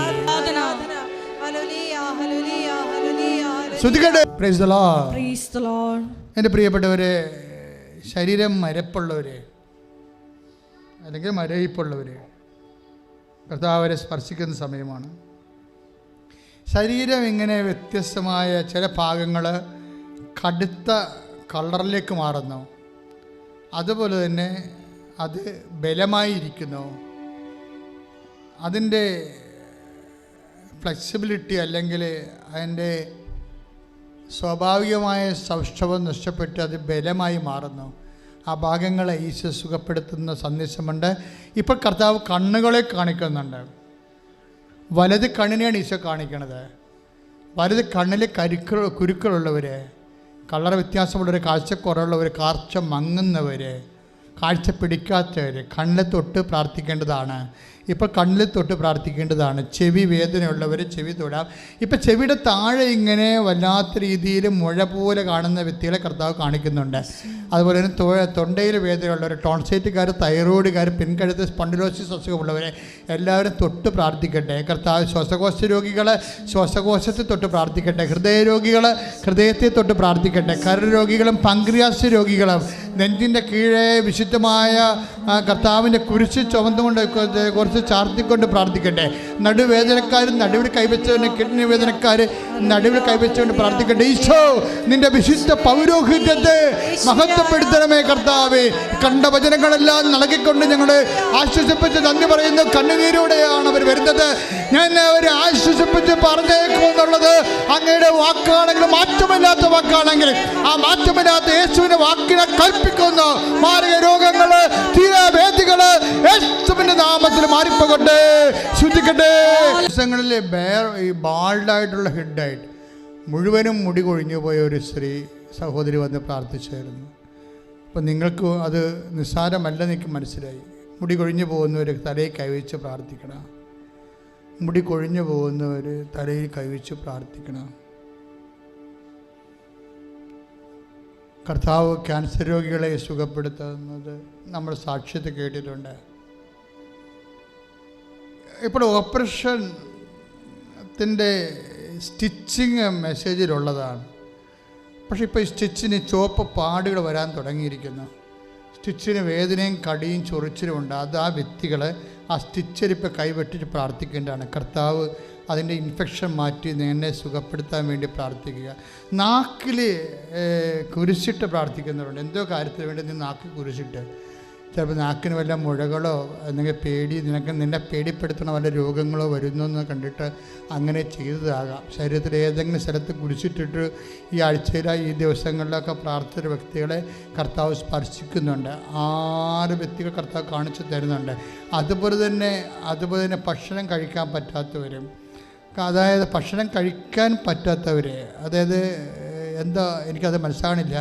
അതായത് ഭക്ഷണം കഴിക്കാതെ ഇങ്ങനെ വായിൽ വെച്ചുകൊണ്ടേ ഇരിക്കണം, ഇറങ്ങണില്ല, ഇറക്കാൻ പേടിയോ അത് കഴിക്കാൻ പറ്റാത്തതോ എന്തോ ആണ്. ഇങ്ങനെ കുറേ നിഷിദ്ധ ഭക്ഷണങ്ങൾ, ചില പല ഭക്ഷണങ്ങൾ കഴിക്കാൻ പറ്റാത്തത്, നിഷിദ്ധമായിട്ടുള്ളത്, ബോഡിക്ക് കേടായി വരുന്നത്, അങ്ങനെയുള്ളവരെല്ലാം വാ പൊത്തിക്കൊണ്ട് പ്രാർത്ഥിക്കേണ്ടതാണ്. നാക്കിനെ തൊട്ടുകൊണ്ട് പ്രാർത്ഥിക്കേണ്ടതാണ്. കർത്താവേ, ഇപ്പോഴ് അങ്ങ് വ്യത്യസ്തമായ മേഖലകളിൽ അങ്ങയുടെ മക്കളുടെ വേദനകൾ, കർത്താവ് ഹൃദയ നൊമ്പരങ്ങൾ ഏറ്റെടുക്കുന്നതിന് നന്ദി പറയുന്നു. ഇപ്പം പച്ചപ്പാടുകൾ കാണുന്നുണ്ട് ശരീരത്തിൽ പച്ച നിറത്തിലുള്ള ചില പാടുകൾ.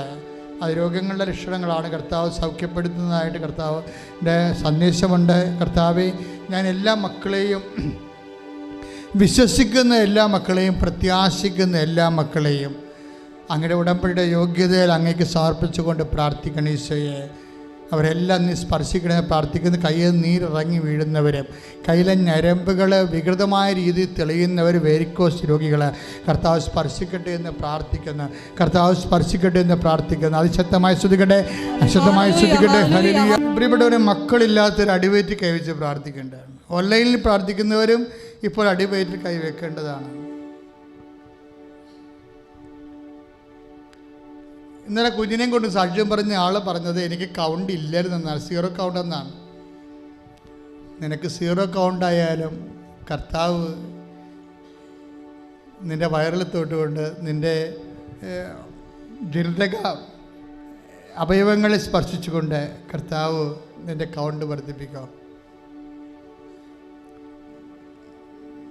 നീ എവിടെയാണ് നിൽക്കുന്നതെന്ന് ഓർക്കണം. അമ്മ മാതാവ് ജീവനോടെ പ്രത്യക്ഷപ്പെട്ട് ഉടമ്പടി എന്ന സ്വർഗീയ പ്രാർത്ഥന നൽകി 10,000-കണക്കിന് മനുഷ്യരുടെ ജീവിതം രക്ഷപ്പെട്ട ഒരു ദൈവത്തിൻ്റെ സന്നിധാനത്തിലാണ് നിൽക്കുന്നത്. അതുകൊണ്ട് നിൻ്റെ യോഗ്യത അല്ലെന്ന് ഈശോ പറഞ്ഞിട്ടുണ്ട്. ദൈവത്തിൻ്റെ കൃപയിലും കരുണയിലുമാണ് നമ്മൾ ആശ്രയിക്കുന്നത്. അതുകൊണ്ട് തന്നെ നിൻ്റെ സങ്കല്പങ്ങൾക്കോ വിശ്വാസങ്ങൾക്കോ ധാരണകൾക്കോ അതിലംഘിക്കുന്ന ദൈവത്തിൻ്റെ കൃപയാണ്. ജീവിതത്തിൻ്റെ മണ്ഡലങ്ങളെ സമർപ്പിച്ചുകൊണ്ട് പ്രാർത്ഥിക്കാൻ പോവുകയാണ്. നിൻ്റെ വിദ്യാഭ്യാസ മണ്ഡലം, നിൻ്റെ മത്സര വിജയ പരീക്ഷാ മണ്ഡലങ്ങൾ, നിൻ്റെ യോഗ്യത പരീക്ഷാ മണ്ഡലങ്ങൾ, നിൻ്റെ കഴിവ് പോയി ഇനി എനിക്ക് എന്ത് ഞാൻ എഴുതും, ഇനി ഞാൻ എഴുതിയിട്ട് കാര്യമില്ല എന്ന് വിചാരിച്ചുകൊണ്ട് പല പ്രാവശ്യം തോറ്റിട്ടുള്ള ആൾക്കാരുണ്ട്. പല പ്രാവശ്യം പരിശ്രമങ്ങൾ പരാജയപ്പെട്ടുള്ളവരുണ്ട്.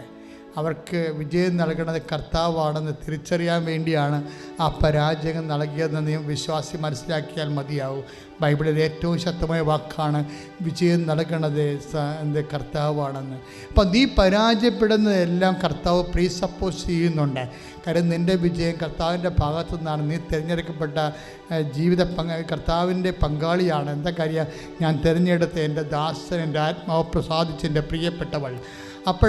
അതുകൊണ്ട് തന്നെ കർത്താവിൻ്റെ ആത്മാവ് പ്രസാദിച്ച ദൈവത്തിൻ്റെ പ്രിയപ്പെട്ടവളാണ് നീയെന്ന് നീ തിരിച്ചറിയാൻ വേണ്ടി നിൻ്റെ പരാജയങ്ങളെ കർത്താവ് നിൻ്റെ വിജയമായിട്ട് മാറ്റിയ നിനക്ക് മനസ്സിലാക്കാൻ വേണ്ടി, വിശ്വാസത്തിൽ വളരാനും സുവിശേഷത്തിൻ്റെ സാക്ഷ്യമാകാൻ വേണ്ടി നിൻ്റെ പിന്നിൽ വന്നിട്ടുള്ള എല്ലാ പരാജയങ്ങളെയും കർത്താവിൻ്റെ തിരുസേന സമർപ്പിച്ചുകൊണ്ട് കർത്താവിൻ്റെ ശക്തി നിറയാൻ വേണ്ടി കൈ ഉയർത്തിക്കൊണ്ട് സ്തുതിക്കട്ടെ.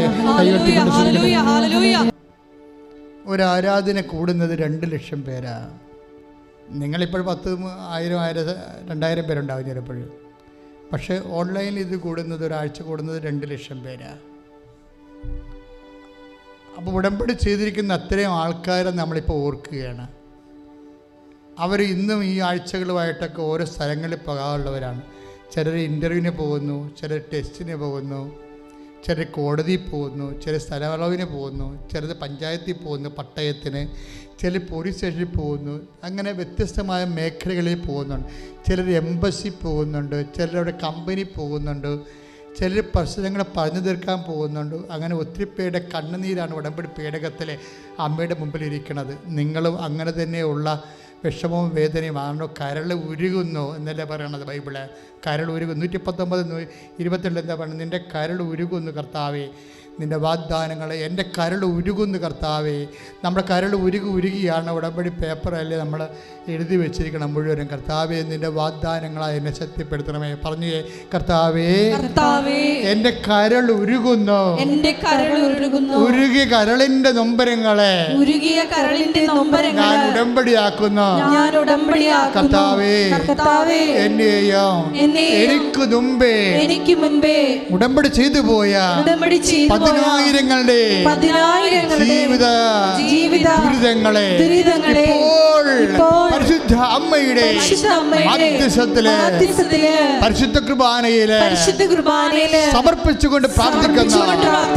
ജീവിത ദുരിതങ്ങള്, സാമ്പത്തിക കടങ്ങള്, ജോലിയില്ലാത്ത അവസ്ഥകള്, പഠനത്തിന്റെ പ്രയാസങ്ങള്, പഠനത്തിന്റെ സ്ഥലങ്ങളിലേക്ക് എത്തിച്ചേരാനുള്ള തടസ്സങ്ങള്, നമ്മുടെ ജീവിതം മുഴുവൻ വിഷയങ്ങള് ദൈവത്തിന്റെ മഹത്വത്തിനായി യേശുനാമത്തിൽ നിറവേറട്ടെ. ഞാനതിന്റെ സാക്ഷിയായി യേശുനാമത്തിൽ ഉയരട്ടെ.